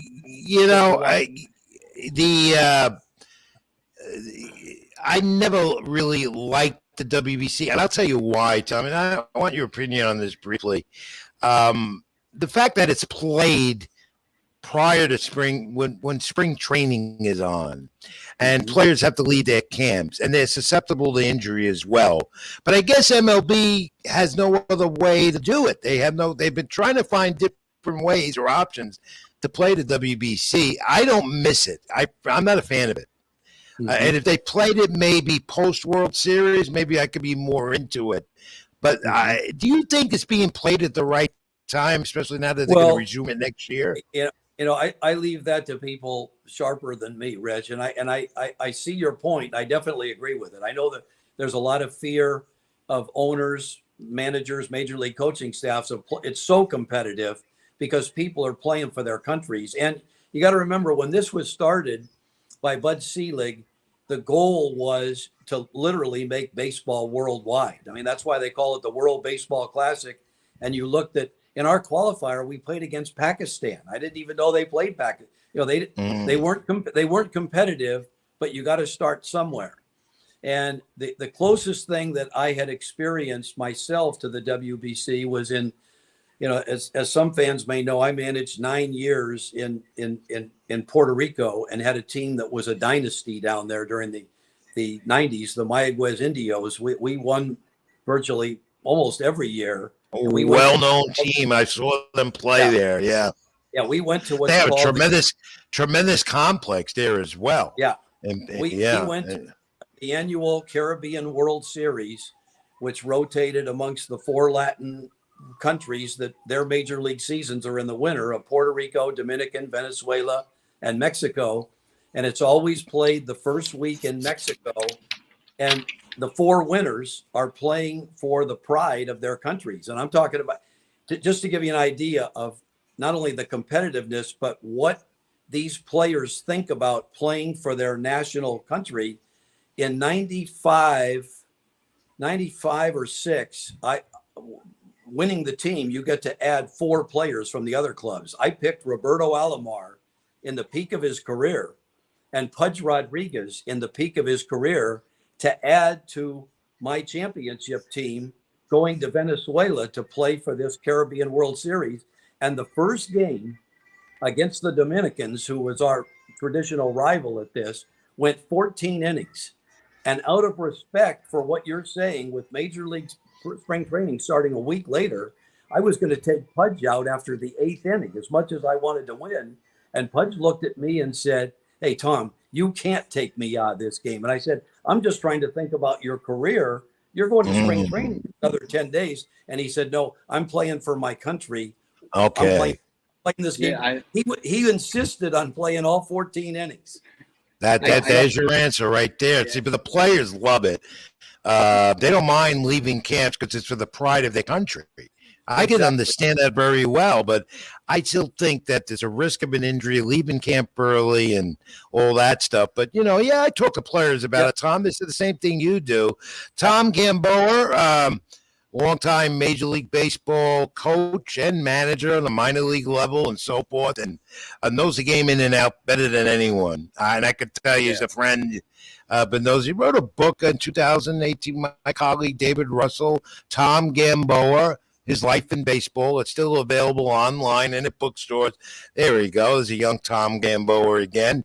Good-looking Italian young boy, that's for sure.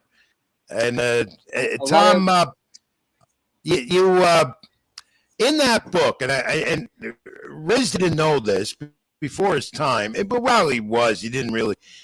September 22, 2002, and you bring it up in the book briefly. You were first base coach for the Kansas City. Was it the Kansas City Royals or their AAA affiliate? Was it? Yeah, first base coach at Kansas City, and we were in Chicago playing the White Sox. You got it. And the father and son decided, and I talked about this earlier in the program about fans taking it too far based on the incident in New York with the Rangers Lightning and that fan that got sucker punched and almost lost his life because of an idiot. A father and son came out of the stands and decided to sucker punch you. And thank goodness you didn't get hurt. But you bring that up, and now do you still think about that and where we've come since then for things like that to happen like that again? Yeah. Well, let's put it this: it certainly made me infamous. I mean, that was, I was naive enough to think that was the last game of a road trip in Chicago, and the White Sox and us were at the bottom of the American League Central, so the game didn't mean anything. We're playing out the schedule, and what I heard in court was that they had taken drugs before the game and were trying to drink a beer an inning during the game. The father called his sister after the 8th inning and said, "Turn on the baseball game because we're gonna be on it next inning." And she had no idea what they were talking about, because I asked in court, "Why me?" And the answer was when they climbed over the 3-foot wall to get on the playing surface. My back was turned. I was the closest one to them. And on the dead run, they literally just bowled me over. But, the next day in Kansas City, after BP, our media guy came out. I was coming off the field, hitting fungos to the outfielders. And he said, "Hey, we're going to need you in the media room." And I was actually like, "Me? For what?" And he goes, "Are you kidding? We got over 150 people that flew in here. We had to get a special room to hold everybody. And I said, is this over that thing last night? But see, I'm naive enough, Rich. I grew up in an area where the Dodgers were only on TV 9 times a year against the Giants. Those were the only games you got to see other than Dizzy Dean and Phil Rizzuto or Pee Wee Reese on a Saturday game of the week. So I thought it was yesterday's news. But with this Fox Sports and ESPN, when the media guy walked me into the room, as I was walking from back to front, I'm seeing Connie Chung, Dan Fitzpatrick, Katie Couric, and Matt. I'm seeing people that I watch on TV that were. And when they introduced me, there was so much tension in the room. You could have cut it with a knife. With my sense of humor, I said, I can't believe that all you people are here about this thing from last night. And I respect that you have a job to do, but I guess I'm the new Kato Kaelin. And, this is my 15 minutes of fame, and everybody laughed, and that released the tension. And then people felt free to start asking their questions, but I was just doing my job. I wasn't doing anything wrong. So I didn't. No, that was that went viral even before the internet got viral. If you know what I say, it made headlines all over the place. Yeah. And again, fortunate you didn't get hurt. But it led to more increased security with fans at the ballpark because they can get wild. And that is a good example of it, Tom. The book details your experiences in the game, and it's been out a few years, and I again encourage people to read it. Your life in baseball, which is how many years right now? How many years was it all together? Well, I spent 44 in, but I got to tell you, Rich, that's a lot. As you know, David Russell is a young, aggressive guy that loves baseball. And when he was following our team in Brooklyn on a daily basis as one of the beat writers, he kept bugging me about a book. And I said, David, I never played in the big leagues. I'm no Derek Jeter. No, I said, I've seen a lot of stuff. And he was like, you don't understand. People they'll read anything about baseball. They love it. So for a whole year, I told him, no, no, no. And finally, in the winter, he called me in LA and he said, I've got like 10 questions. Just answer these and let me write a couple of chapters. And he said, if nothing comes of it. And so basically to just kind of get him off my back, I said, okay. And a month later, I got a call from a publisher that's they said, we're calling you about the book. And I said, what book are we talking about? And they said, we got 2 chapters from David Russell. And we are interested enough that we want 2 things. And they said, there has to be a chapter on the attack because of 9/11 the year before and it being a sports thing. And that's what your name is noted for. And I said, I don't have any problem with that. And they said, and we want a chapter on your favorite development story of your career on somebody you felt that you really influenced. And that was easy because of the relationship I had with Doug Glanville, who now has a real nice career like you people on TV. Do you look at yourself maybe doing a role like that briefly, Tom? Tom Gamboa, I guess we're going to wrap this up in a moment. Tom Gamboa, veteran baseball coach, manager. Do you look at yourself maybe in an analyst role, maybe behind the scenes? Because you're so knowledgeable of this game. Well, I love that part of it. Yeah, that's certainly, I don't seek that out, but if something ever, who knows what's going to happen, but I certainly enjoy. Kristen and I watched the whole 9 innings tonight. Of course, she's got to see her husband do his pre and post game show, but I'm a big Met fan. I wish that Michael Conforto was still a part of this. Well, he had the shoulder surgery. He's not going to be back till next year. Right. And briefly, what went wrong with him last year in New York? Everyone's talked about that. Well, I think we all have. In my personal opinion, when we drafted Michael, before I ever met him, Mike Gillespie, who was my best friend of 40 plus years and in the College Coaches Hall of Fame at USC, he told me that in his 20 years of college coaching, he said, Tom, you're going to get a guy that is the best college hitter that I ever saw. And I found out in the first week that Mike was right because Conforto's, his hand-eye coordination, his pitch selection, his knowledge of the strike zone, and most importantly, his ability to use the whole field. He was, and as we all know, he literally got to the big leagues a year to the day from the day that he signed. He went from Brooklyn to St. Pete to Double-A to the big leagues in a heartbeat and was successful. But in my opinion, this whole thing with the launch angle and trying to pull too much, the amazing amount of strikeouts that I saw for a guy that has terrific hand-eye coordination, he lost to a large extent his ability to stay on the baseball and take the right-handed sinker away and the left-handed breaking ball and just drive it up the gap in left center like he did in his big year when he had the best year of his career, and like Mattingly did for his entire career.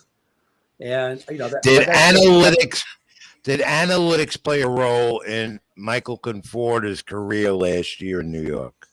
Well, I'm not a part of it. I'm a fan, but from what I heard from Todd, and what I see now, and the players, reacting to Chavez, Chavez is the hitting coach. I'm hearing that they're raving about, who is more the old school than the previous guy, who I have no knowledge about, but I was told was heavy on the analytics part.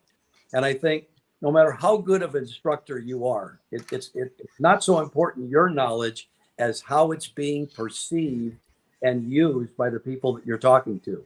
And so the first thing is you have to be on the same wavelength for them to be able to take the knowledge that you're giving them.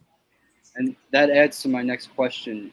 You've been in part of the game since the 70s, and so many players praise your coaching style, meaning the Angels and Padres recently, the Brooklyn Cyclones players, all Mets affiliates.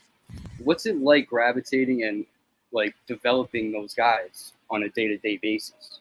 Oh, Riz, that was my life's work, and that's the satisfaction that I got.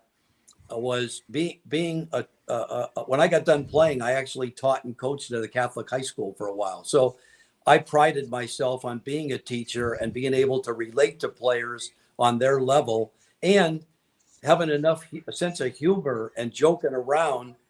There's a fine line between being intense and being tense. We know that tension is a bad thing to have in baseball because it makes you tight, whether it's on defense or in the batter's box. But certainly you have to have intensity in your approach to the thing. And a perfect example is Pete Alonso. When Pete Alonso walked into my office for the first time, right from the College World Series, he didn't even want any time. He was so excited. Most guys take a week off. He came right from the elimination of the College World Series. He was in Brooklyn. I watched him on TV. The next day he's in my office. I said, "What are you doing here?" He said, "I can't wait to get started." He called me coach. I said, "Well, that's the last time you're going to call me coach. You call me Gamby, call me Skip, call me Tom, but never coach. That the college days are over." And he said, "Well, Tom, let me tell you, I'm the worst first baseman that you've ever seen defensively." This is him talking. But he says, "I'm going to work my butt off to become better than what I am today." He was like, well, he did in the outfield. Yeah, great defensive right fielder for the Mets, Tom, I'm going to wrap this up and ask you, great stories, by the way, and I got to have you back on. Again, he wrote a book in 2012, Tom Gamboa, with David Russell, My Life in Baseball, and it's been a great life in baseball career for Tom Gamboa.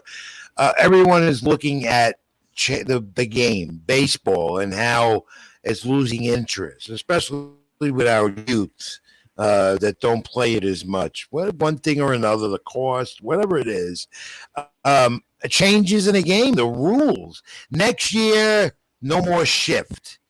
The clock is probably going to be instituted to speed the game up a little bit. The shift to me has always been a major issue. Too many home runs, too many strikeouts. What do you see has to be done to make this game gravitate more to young people? The ratings have been bad. Time of games are lent. Well, tonight the games, Yankee-Met games flew, but that doesn't happen all the time. What do you see? What has to be done to make this game strong again and known as the American pastime, coming off a bad lockout as well?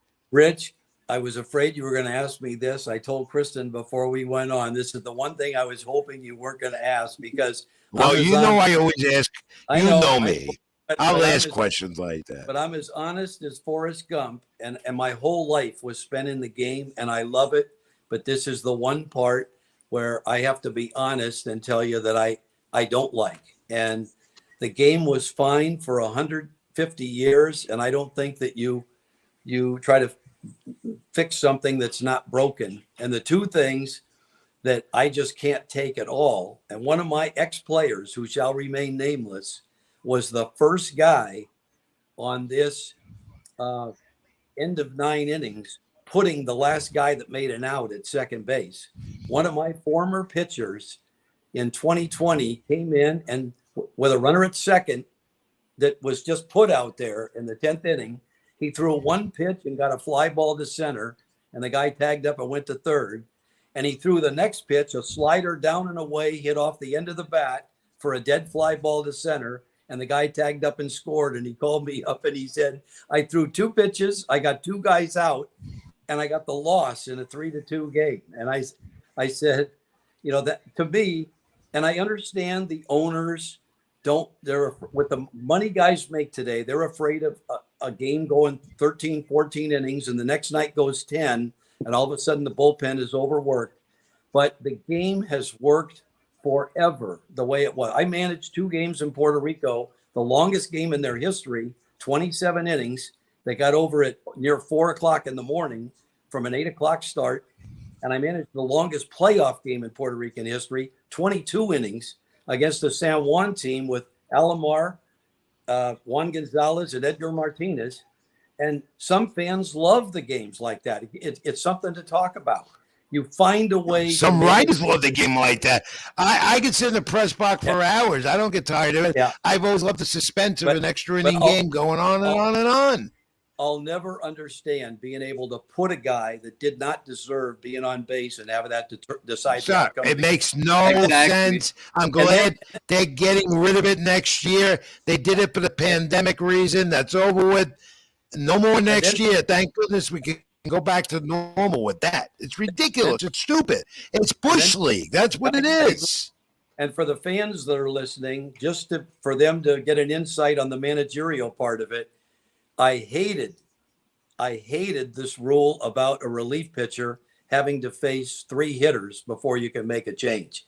And I was notorious in my tenure, not only managing in the States, but particularly in Puerto Rico, where winning is everything. In Latin America, their whole life is religion, family, and baseball, and not necessarily in that order. And I can't tell you how many times. A perfect example of what the fans will remember when they were in their prime. Carlos Baerga was an all-star with the Cleveland Indians when they were winning every year. Great left-handed hitter, great swing. He couldn't hit me if I ran across the plate hitting right-handed, and he knew it, and I knew it. And my first year down there, he beat us in a playoff game with a rocket 2-run double in the bottom of the 8th. And I told him everybody hung out at the same place afterwards. I said, Carlos, you'll never get a chance to beat my team again hitting left-handed. And from then on, throughout my career down there, from the 5th inning on, if he came up and went on base, I had a left-hander to face him to turn him around and a left-hander in the 8th inning to turn him around. And when we would go into their park, he'd be with the hitting coach and the soft toss net working on his right-handed swing. And I said, that's good because you're going to need it today. And he tried so hard to beat me, to impress me, that he actually got worse. But he hit third, and Juan Gonzalez and Edgar Martinez in their prime hit 4th and 5th. Under the rules of the game today, I'd have to leave a left-hander to face those 2 guys. I might as well just concede the game because that rule has made managers go from playing a chess game to a checkers game. And you might as well just flip a coin to see who's going to win or lose because the strategy's been taken out of it. So that's another unbelievable rule that I never go with. Yeah. And I'm going to wrap this up. Abnormal TV, one of our viewers and followers says, don't baby the pitchers. And that that ghost runner rule is a part of that. That's a good point. Thanks, Abnormal. Tom Gamboa. Tom, I can go on and on. We're running out of time. We will. I think another book is in store. You got to talk to David about it or pitch me. I'd be very interested. His book published in 2018. Tom Gamboa, My Life in Baseball, former Major League coach, manager, AAA level, everything else. Tom, I don't think you're done with baseball. You're a wealth of knowledge. I know you're on the West Coast, and you just got back from Mexico. And Wiz, this is a guy you're going to meet one day. You want to know the game, learn the game? There he is. That's one of them right there.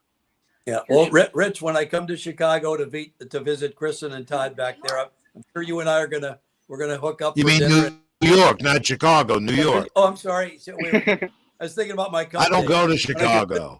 I've nothing Riz, against the city, but I don't go there. Yeah, not Riz, much. you'll have to come and have dinner with us. For sure. We're going to do it, all right? Give my best to your lovely daughter, and I'm sure I'm going to tell Todd I had a good conversation with you at the ballpark sooner or later. Tom Gamboa, always. Thanks, my friend. Going to have you on again. Appreciate it. Stay well, stay safe. I'll talk to you soon. Very good. All right, Bye-bye. Tom. Thanks. There he was, Robert Rizzo, Tom Gamboa. The book again, My Life in Baseball. What? Hey, we can go on and on. In fact, we ran over. Yeah, that was terrific. We talked for a while, but great insight. Every answer was awesome. Everything. Just going into this, going into that. That's, you get that from the veterans, from the old school guys. He's one of them, right? Yeah, you learn, and he gave great us insights. He gave us an inner look of Pete Alonso at a young age, right out of Florida. Yeah, he did. Yeah, well, he managed him. He knows him well. If anybody knows some of those the Mets that are in the major leagues now or elsewhere, it's Tom Gamboa. All right. Sports with Rich will continue. We're going to go over tonight, I know, because we have right now, before we go to another brief update and break and talk to our boy, man behind SLG Network, John Bain, behind the scenes. Great show tonight, and appreciate your support. We're getting some comments in the queue. We'll keep getting them. Comments, opinions, and so forth.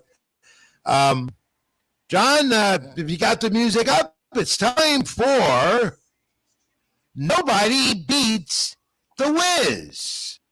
John, I wonder if John fell asleep. Nobody Beats the Wiz. Yes or no? We started this last week. The Wiz is somewhere. He's the lion. That's what he does. Yep. And what I do is I quickly ask some questions with the Wiz, Robert Rizzo. Briefly get his opinion, yes or no. Why? You ready, Wiz? Yep. All right, here we go. The first one, when Nobody Beats the Wiz, yes or no? Jets linebacker Quincy Williams says he will be a Pro Bowler this coming NFL season. Yes or no? No, I don't think so. Any reason why? Especially on the AFC side for the Jets, there's so many legit defensive ends and defensive players. You could just stack them up on the Steelers, on the Ravens. There's so many guys going to the Pro Bowl. I don't think so. It's a no. Yeah. Okay. No, it's a no. Good morning from who? Who is that just put a question in the queue? Somebody just said good morning to us. It's not morning yet for me in the New York area. It's gonna be soon. I know. We're going over tonight, which is good. Yes or no? Nobody beats the Wiz. Here it is, Wiz. Home runs in baseball. Too many? We asked Tom Gamboa about that. Yes or no? Too many home runs? Yeah, too many home runs. I prefer rallies, hit rallies, sacrifice flies, stolen bases, stuff like that. More action in the game leads to more rallies. Okay, I'll take that. Yes or no? Nobody beats the Wiz. Here we go again. You ready, Wiz? Do you wear a jersey of your team in an opposing ballpark or arena? Yes. You do? And you're not intimidated by doing that? No. Okay. I never, I'm not the fan to talk back and start trash talking other people. I'm there to enjoy the game and just, like I said before, get home safe. That's the most important thing. Good point. Nobody beats the Wiz, yes or no? We do this every week on Sports with Rich, with the Riz, Robert Rizzo. Do the Braves overtake the Mets in the division by the end of the year or anytime soon? No, I think the Mets stay put as the number one spot in the NL East. We just need one guy to come back in Scherzer or DeGrom, and if we get both of them back, it would be a huge plus because our rotation. I say our, it's bad. No, The Mets not ours, not mine. It's not I know. But the Mets rotation in Carrasco, Bassett, Walker are showing up for sure. And you add one guy, maybe two with Scherzer and DeGrom, it would be awesome. All right, the final question, Riz. Nobody beats the Wiz, yes or no? You ready? Here you go. I think you're going to like this one, my friend. Burger and fries or an Italian gnocchi dish? Oh, burger and fries. You know me. Yeah, burger I know and fries, 10 out of 10. Yeah, that's why I asked that, because I know you'd say yes. All right, Yeah. that wraps up. Good job. Nobody beats the Wiz, but the Wiz, Robert Rizzo, we do it again next week. If I'm here next week, I might be taking a week off. Let's continue the program to the top of the hour. We're going to go over a little bit tonight. The Belmont Stakes, no Triple Crown winner. Rich Strike, the Kentucky Derby winner. You saw that, finished sixth. I don't know when we'll ever have another Triple Crown winner. We haven't had one in like 5 years, I think. Mo Durgal won it. And that's the longest length of the Triple Crown of the three races. Belmont Park back in business. There were over 50,000 there in Elmont, New York. All right, we go to the Stanley Cup now, the final. The Rangers disappointingly eliminated the Eastern Conference Finals. I think they were too tired, Wiz. I think the Rangers just tired out. Power play wasn't there. They just weren't playing like they were played in those elimination series games with Pittsburgh and Carolina. I think they tired out. So now it comes down to, and no Ranger fan should say anything bad about that team. They went beyond than I thought they would and expected. They're young, they're good, they're going to be back, and they'll go further next year. For sure. You think so? For sure. Yeah, for sure. Their biggest issue the last 4 games, obviously they started up 2-0 in the series. Their biggest issue was the offense. They slowed down on offense because they only had 5 goals in the last 4 games of that series. That answers the question. They didn't ghost the puck. That's what the Abnormal Gamer TV said. Thank you for the comment. He's right about that. It's a good point. Yeah. So it's Colorado, Tampa Bay looking to three-peat. We haven't had that since the Islanders dynasty in New York, 70s under Al Arbor and so forth.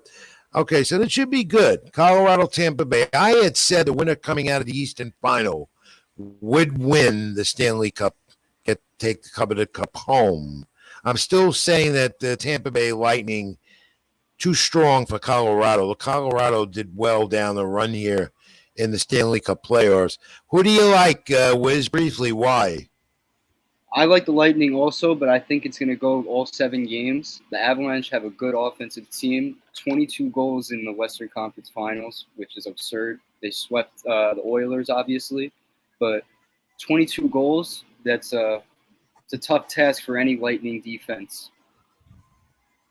Should be a good Stanley Cup series. I also see it going deep and far, 6-7 games. Tampa Bay gets the three-peat. Oh, it's Pris from the, what did you say, Press Cafe? What does that say? Yeah, the Press Chris Cafe. from the Press Cafe. Oh, that's right. You know who that is? He's watching the show. That's our boy Chris from City Field that works the press dining room at City Field. Oh, Chris. What's up, Chris? Yeah, that's him. We thank you for watching. Thank you for the support. You'll see him. You'll see him tomorrow night. Make sure you tell him I say hello. Yeah, all right? I'll be there tomorrow night. He says it'll go 6. He's a big NHL fan as well.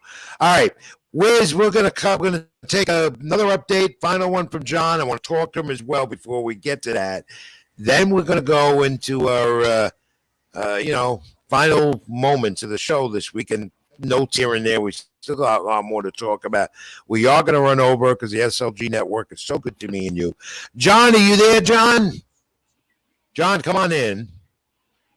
Here he is. There's Big John. Hey, John. What's up, Thanks Rich? for your help. I mean, we're going to do, you know what we're doing here. We're going to do one more update from you, then a break. I just want to get your opinion. Again, what's going on with AEW right now without Hardy? What was your reaction to all that with Jeff Hardy DWI and suspended. You talked about that on your program, Inside the Ropes, right? Around the ropes. Sorry. It's good. It's all Inside, good. outside, outside. It's still ropes. It's still a ring. And you Yeah, talk still a ring. wrestling or whatever. What do you think of that? Well, what did you take on Jeff Hardy? Is his career over? Does Tony Khan really want him back after this embarrassment? It depends on if he takes the treatment. That's what it's going to come down to. It's all the ball's in his court now. I mean, we spoke about it tonight on our show, and we actually blamed the vendor, the guy who brought him in to the sign-in, because supposedly there was a video that came out that Rebby Hardy, who's Matt Hardy's wife, specifically turned around to the vendor and said, make sure Jeff does not have alcohol. Very embarrassing situation. I saw the video that TMZ put up. I feel bad for him, and I wish him the best. He's a family man. He's had a great career, but, he's got a problem, and he needs to get that addressed to, and he needs to get better. But in the meantime, I don't think you're going to see him around AEW for quite some time, or maybe his career is over. One other thing, John, WWE continually amazes me. Monday Night Raw has been better the last 2 weeks, and how they're moving on without Cody Rhodes now is amazing. I thought Raw last night was pretty good. I gave it a 4 out of 5. What did you think? I didn't see a lot of it because we were doing some filming last night. That will be dropping on the YouTube side of things in the coming days. But from what I saw, a few things I did question. The big thing I did question is the stipulation that they put in for Matt Riddle's match on Friday night on SmackDown, that if he loses, he can no longer challenge Roman for the title. I thought that was a little odd. I think I question that match being on SmackDown as well. That should be one of their main events somewhere. I don't know why they're doing that, but I got a feeling that Randy Orton's going to get involved in this Friday night comeback. That's what I think. And the other thing I also say about Monday Night Raw, I thought the main event of the pose-off between Lashley and Theory was stupid. It was the stupid. Stupidest thing. And we spoke about it tonight on our show, which you know what? Interesting. I should pose with the Wiz and see who's got the bigger muscles. I can't do it here right now. I gotta. Wiz, you got muscles? Wiz, you got muscles? I hide them. He yeah, hides that because you eat behind all of his cheeseburger and knowledge on fries. sports. He's an Italian, and he's an Italian that eats cheeseburger and fries. He doesn't believe in Italian gnocchi, lasagna, things like that. I keep telling his mother, feed him Italian food. It's the baseball ballpark in me. I just have that ballpark food. Yeah, I know you do. You even do it in the press dining room with the ballparks. I didn't teach you to do that. No, I didn't. But I wish I had your youth and energy, though. Anyway, all right, John, give us a final update for the night, and then we go to a quick break. We come back and wrap this darn thing up. I'm getting tired. I got to get my Geritol in. A few other things to do. Got to get the answer to the fact of the week. Go get it, John. Sports with Rich. Right. Back into this. Guys, it's Sean again. Here's another quick update for you. Mets won today. They defeated the Brewers by the score of 4-0. It seems like nobody wants to score in the Arizona game right now. They're still 0-0, bottom of the ninth. Currently, the Giants finally scored. They're up 3-0 over the Royals. They're going into the 8th inning right now. The Dodgers are over the Angels right now, 1-0. They are in the top of the 6th. The Seattle Mariners are up 4-0 over the Twins. They're in the top of the 7th. And everything else has gone final. The Cardinals swept the Pirates today. The Braves won. The Marlins won. The Yankees won. Not a surprise there. We saw the Orioles won. The Red Sox won. The White Sox won. Padres absolutely destroyed the Cubs today. The Astros won. And the Cleveland Guardians won. Guys, we'll be right back right after this. We're going to have a quick word from our sponsor, What's Poppin' Corn Snacks. And then the guys will be back to wrap things up. We'll be right back right after this.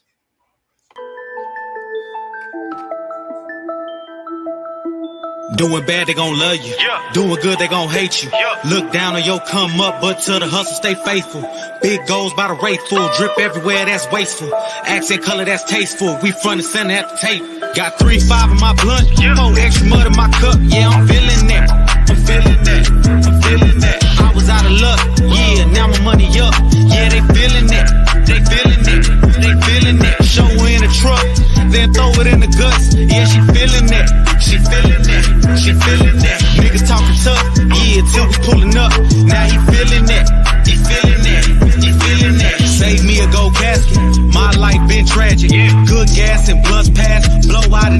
gaskets. Fuck boys don't need them. Yo bitch crazy, better keep her. Yo niggas high when it's time to ride, but I bet that bitch start squeezing. Smoke sessions in the evening, private chef and we eat it. It's a long way from voyeur to 4 years in Lamborghinis. Move different, can't see me. Only pictures ain't on TV. Tribe meetings and vibe readings, these space race like E.T. We had roaches in the kitchen, now it's rooms in the villa. Took the cards I was dealt, flipped them, I'm the one who do the dealing. Did so much of my own, baby, I don't give a fuck about feelings. Everybody got a lot to say, but ain't nobody came with it. Fuck it, I spin it, had it, I lent it. Trusted some niggas, now I regret it. I can forgive it, never forget it. Niggas still out there, I ain't gon' get it. Yeah, this is it, I can't slow up. Niggas muddy from the pole up. Big sauce like a cold cut, you either hoe up or you gon' blow up. Got 3-5 in my blunt, 4 extra mud in my cup. Yeah, I'm feeling that, I'm feeling that, I'm feeling that. I was out of luck, yeah, now my money up. Yeah, they feeling that, they feeling that, they feeling that. Show her in the truck, then throw it in the guts. Yeah, she feeling that, she feeling that, she feeling that. Niggas talking tough, yeah, till we pulling up. Now he feeling that, he feeling that, he feeling that. Where the ghost mean power, you a star, Omari Hardwick. Seen a lot of hardships, we was taking long trips. Talking through the glass, gotta medicate with strong hits of ganja. Gotta watch how people move around you. My brother got sittings cause of snitch. Niggas dying over bitches, niggas lie like it's religion. If you been dying, you feel me. Gotta keep applying pressure, double up, that boy can stretch it. Good credit or no credit, they need it, go get it. Lil' baby, this is me, what you get is what you see. And you best believe we wore red. Got 3-5 in my blunt, 4 extra mud in my cup. Yeah, I'm feeling that, I'm feeling that, I'm feeling that. I was out of luck, yeah, now my money up. Yeah, they feeling that, they feeling that, they feeling that. Show her in the truck, then throw it in the guts. Yeah, she feeling that, she feeling that, she feeling that. Niggas talking tough, yeah, till we pulling up. Now he feeling that, he feeling that, he feeling that.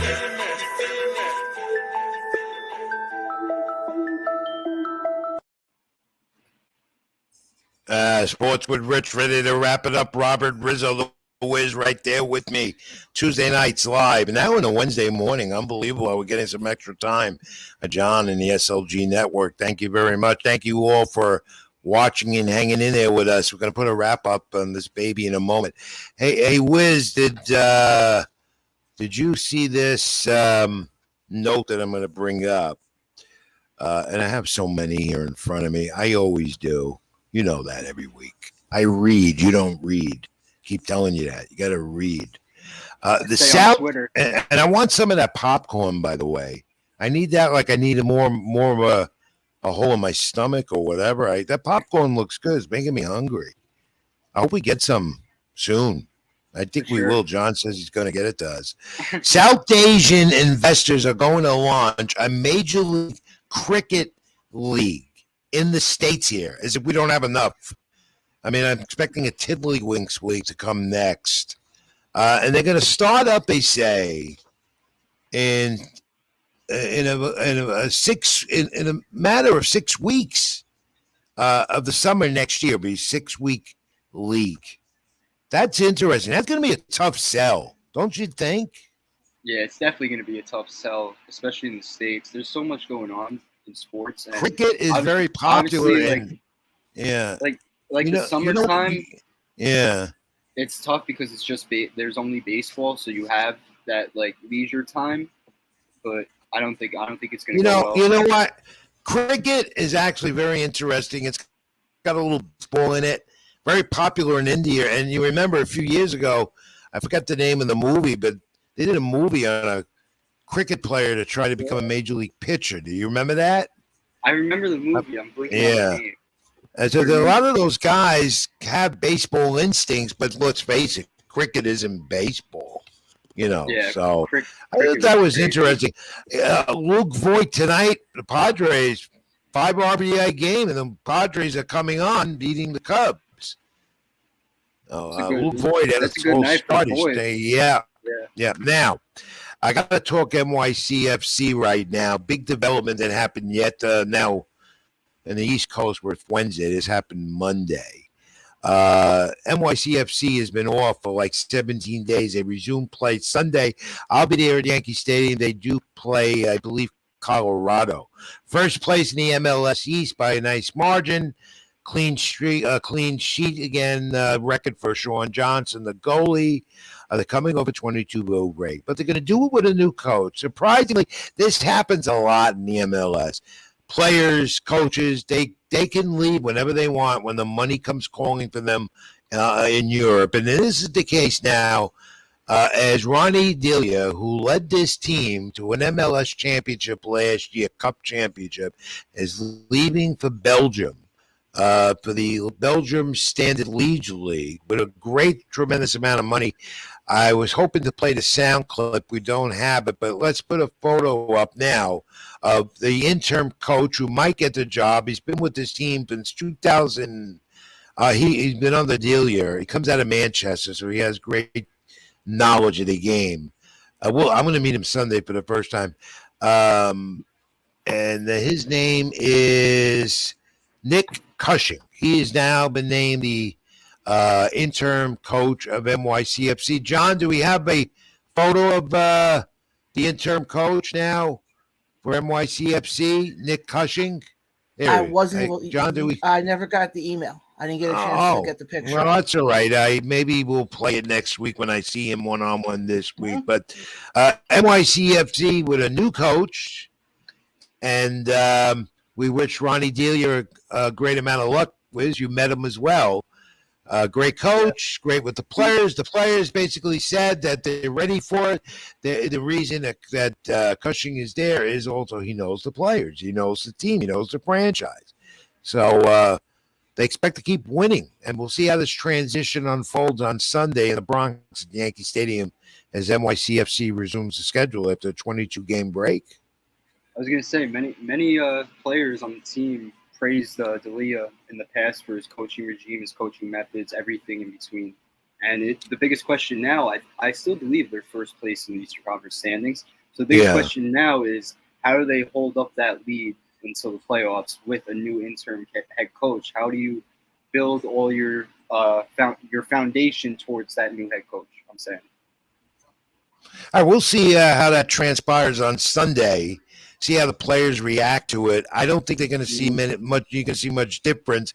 You still, I think, are going to see the same team because the interim coach now for NYCFC, for Ronnie Delia, Nick Cushing knows the system. I don't think he's going to change things very much. The next big move that could happen to that team would be a big blow. There's a lot of talk that Teddy Castellanos, their leading scorer, won the MLS Boot Cup for most goals in the league last year, maybe heading out also and go to Europe and play for a tremendous amount of money in this league. There are no restrictions. Guys can just pick it up and leave at the midpoint and disrupt the momentum and everything and rhythm of a team. I think that's wrong. Yeah, you tend to see it every 4 months. Another big MLS player leaving for Europe or another big MLS coach leaving for Europe. The MLS has to figure out a way to keep these guys in the States because they are growing their talent and their audience levels year by year, but it's just a matter on keeping that talent in the States. And very, very, that's such an important point, Wiz. And relating to MLS, I believe earlier today they agreed on a deal with Apple TV, 10 years, $250 million for a TV revenue deal. So they're going to need to keep their big stars with that deal, and that is a big deal for them, as they are the last league to jump on the streaming network business that Major League Baseball, the NFL have, and especially MLB, where you don't know on Friday night or Sunday where these games are, and that's the route that they're taking right now. And Garen TV says, I think it's wrong, and I agree with him. Another comment from him. He's very active on the show tonight. Thank you very much.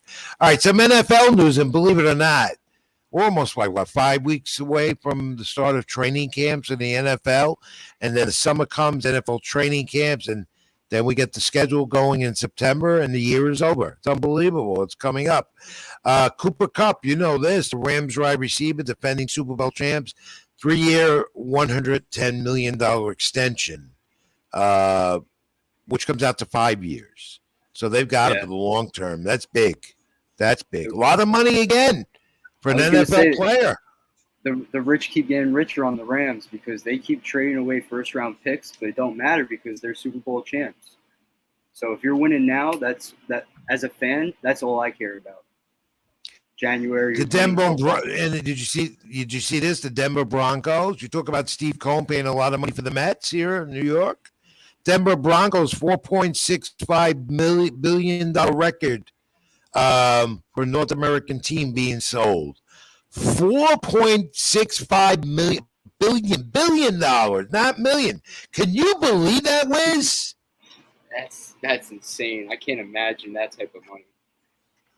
Well, 4.6 billion. Yeah, and the NFL's going to have to approve it, but it looks like it's going to go through. You know, and NFL's always king, so they're always winning. Serena Williams. We're going to talk tennis because when it comes to the U.S. Open in New York, Flushing Meadow, I like to watch that. I like to go to that. Serena Williams, who took a year off, is going to compete after a year. Is going to try it out at Wimbledon. Let's see what happens. Wimbledon's coming up soon, prior to the July 4th holiday, which is in a few weeks. Serena will try and keep her reign going. It seems like she doesn't ever go away, and I hope she doesn't. She's been great for tennis, great for female sports, too. A great role model. I love watching her compete. The only thing I don't like about female tennis players is the grunting and groaning is much too much. You know, the crowd is quiet. You're going like this, you're going like that. And then you hear a female tennis player going, and I don't want to go further than that. She does that a lot. She does that a lot. I don't know. Great point. Yeah, you know, that's a column you should write. Analyze why they do that more than the men. You know? Yeah, no, you tend to see it. Give me that look. Event by event. You tend to see it event by event. No, you're right. Yeah. All right. A lot of females. Finally, we talked about Conor McGregor earlier. UFC, who's been named the most liked fighter in the UFC. Conor McGregor, I didn't expect that. The most liked fighter in the UFC, and the most disliked. I think I've got that. If I could find that real quick before we leave. I've been, you know, I have so many notes here that I compile because I read a lot and you don't. I was gonna say, sports, everything feeds off social media, and I feel like McGregor is always on Twitter. So UFC fans, just if you're following McGregor, you see it day by day. Yeah, he is the most loved USC fighter by a wide margin, 54%. Not many, and I would think he's 12%. Give him a negative comment. I found this to be interesting. This came out of research from bookmakers.com. Everybody's got a bookmaker.com now. I never heard of them before. Came to my attention. They emailed me with this. I thought this was interesting. I don't know. Conor McGregor is never going to go away either. So, you know, what other notes I have? Let me see. Yeah, I got another one before we go. Do you have anything else before we say goodbye?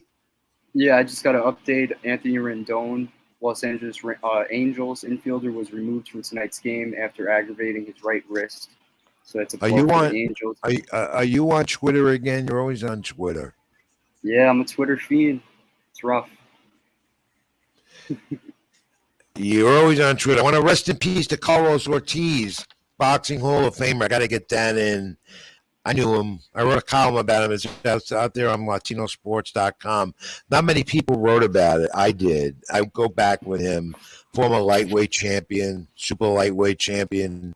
Maybe in my book, one of the top 5 fighters from Puerto Rico. There have been many of those, including Benitez, Camacho, Trinidad, of course, Cotto, just inducted into the Boxing Hall of Fame before time. Champion from Puerto Rico, the first, and maybe nobody else would do that. Carlos Ortiz was interesting, had a good career that faded away, but was a 2-time champ, and as well helped the kids. And you read that on latinosports.com. I wrote that column. Worked for Everlast, a supplier company for boxing, as an ambassador. Always came to the aid of the gyms and the kids, New York City area and elsewhere. And I remember that. I saw him do that. I was involved in a boxing gym in New York, in the city, a few years back, called them up, said the kids need some help. No hesitation, came right over. Either bought everything, give me the money when you can on consignment, made the kids happy, Jim Mona's happy, and he's going to be missed. He was in failing health the last few years, so I'm going to attend that wake on Friday afternoon. It's in the Bronx. Posted that on Facebook if anybody's in the area. And Wiz, we know they call it the Boys of Summer. Before I give the answer to the fact of the week, well, when you get my age and you join AARP, you always get the newsletter, and you're going to get that one day. Don't give me that look. You'll become a member of AARP one day. So they have this thing at the end of their latest magazine they mail to you called The Bugs of Summer. And it related to baseball. I don't think you can see. The camera angle won't show it. I'm going to disappear, but I wanted to put a graphic up on it. Anyway, the bugs of baseball. The Worms are playing the Orioles next. Their games, they're going to get killed. These are the things. They got 2 worms they're showing. Let me read 1 or 2 more because this is stupid. Can we go to the snack bar now? Please rise for the genitalia anthem. That's related to the older folks. I just told them the funniest joke, and all I got was crickets. I don't know. Whoever wrote this is not too smart. I don't know why I'm reading it. That means I'm not too smart. No. Has anyone seen my other glove? And it's because there's a worm. They got a worm doing that. I'm finally. It's more like comics. There is another worm coming out of the grass at Wrigley Field, and he goes, "I thought we were playing at Wrigley, because a worm is Wrigley, not Wrigley the way it's spelled." But okay, you know what? You know what I'm going to do with this? That's what I'm doing. Stupid. I don't even know why I read that, but anyway. All right, Liz, any final thoughts? We got to say goodbye. I'm tired. I got to go take my Geritol and go to bed. Yeah, my final thoughts are Brewers Mets tomorrow. I'll be there. Corbin Burns, Cy Young winner for last year. He's pitching against the Mets. I'll be there at Citi Field. And Friday, I'll be at Citi Field, the Mets Marlins. Hopefully get an interview with Jazz Chisholm. That's the goal. But that's the plan for this week. And I'm going to see you there, and I'll be at ringside Saturday night, hopefully, if I'm still breathing, for the Joe Smith Artur fight, Top Rank Boxing, 10 p.m. on ESPN. I'll be there ringside at the Hulu Theater. The answer to the fact of the week, did you get it? Did anyone get it? Probably not. Soccer players, they run up and down the field 120 minutes a game. How many miles in a span of a game? Per player, soccer player. John, behind the scenes at SLG Network, you got an answer without looking it up? Miles in a span of a game for a soccer player? Wiz, can you give a shot at it first? I'll take a guess. 3.7 miles? Nope. No. How about you, John? 10 miles. Anybody in the comments? No, nobody in the comments came up with it, and we want them to do that. And I want everyone watching or still with us or on Spotify. We are podcast as of tomorrow again, and also on the replay here on YouTube, Sports with Rich SLG Network. Like, comment, and subscribe on my page, Rich Mancuso on YouTube, Sports with Rich. You can get it then. I already have the answer if you could show up, but. You all ready for the answer? You weren't that far, John, and you had one of the numbers in there, Wiz, but the wrong one.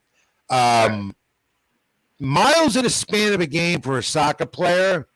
Do we have a drum roll? Do you have a drum roll? I need a drum roll for this, John. All facts of the week. I'll get one on for next week. I didn't get a chance to get one, but I can create one quickly. Because I may not be here next week, and you'll have a drum roll. But drum roll because I may not be here next week. All right, the answer is 7 miles. Oh, 7. Oh, you guys look like you're shocked. I'm thinking the last time I ran 2 miles. I'm thinking the last time I ran a mile. Yeah. Well, likewise, but I try and walk 2-3 miles a day when I can. Yeah, that's why soccer is, to me, watching those guys in the pitch, as they say, are the most remarkable athletes with hockey players, because to go that and have that endurance, guys, it's unbelievable what they do. All right, John, thank you, my friend. I'll talk to you soon. Thanks, John. Thanks for all the help again. Thanks for letting us going over, John. We'll talk off the air in a while and assess the damage I did tonight. Where's any really final thoughts? My last and final thought was how spectacular the Vladimir Guerrero Jr. started his career compared to Vladimir Guerrero Sr. So Vladimir Guerrero Sr. had 87 home runs, and in his first 403 games, Vladimir Guerrero Jr., his son, has the same amount of home runs in 403 games played. And my final thoughts to this, I might be taking next week off. I need a break from everything, even the show a little bit. But if I'm not here, and I still haven't determined that yet, because I have to do a few things that might make a decision on that, you and the great John Blaine will host Sports with Rich next week. And I'm sure both of you will do a great job. If I'm out of here next week, I'll be back in 2 weeks from tonight. Okay? You guys can handle it for a week if I'm not there. Great show tonight, guys. Thank you. Thank you all for watching. Where do they reach you, Riz? Where do they reach you? Yeah, you can follow me on Twitter, Drizzy Riz. Follow me on Instagram, rrizzo4. Follow me on Facebook, Robert Rizzo. Read all my articles on Latino sports and New York Sports Day. And I'm Rich Mancuso at Ring786 at Twitter, and on Facebook, Rich Mancuso /.com, whatever it is. Latino Sports, New York Sports Day, some of the places where you can read my content. And John, of course, when will your show be on again? We're back live Saturday. It's me, Costa, and Chris Dilworth. Great, You more great. wrestling talk like we usually do. Good. And my thanks to Lloyd Carroll, Queens Chronicle, and the great Tom Gamboa talking about his career and some of the excerpts of a book he wrote, His Life in Baseball, wrote and published 2018 with David Russell. Great show, guys. Thanks again. I'm going to say goodnight. Hope to see you next week, if not in 2 weeks. All you out there, as always, stay safe, care for each other, and as always, what do we say, Rob? The Wiz, Rizzo? Keep it in the ring. Keep it in the ring, everyone. Thank you. Sports with Rich live here on the SLG Network. Till next time, keep it in the ring. Thank you all. Good night.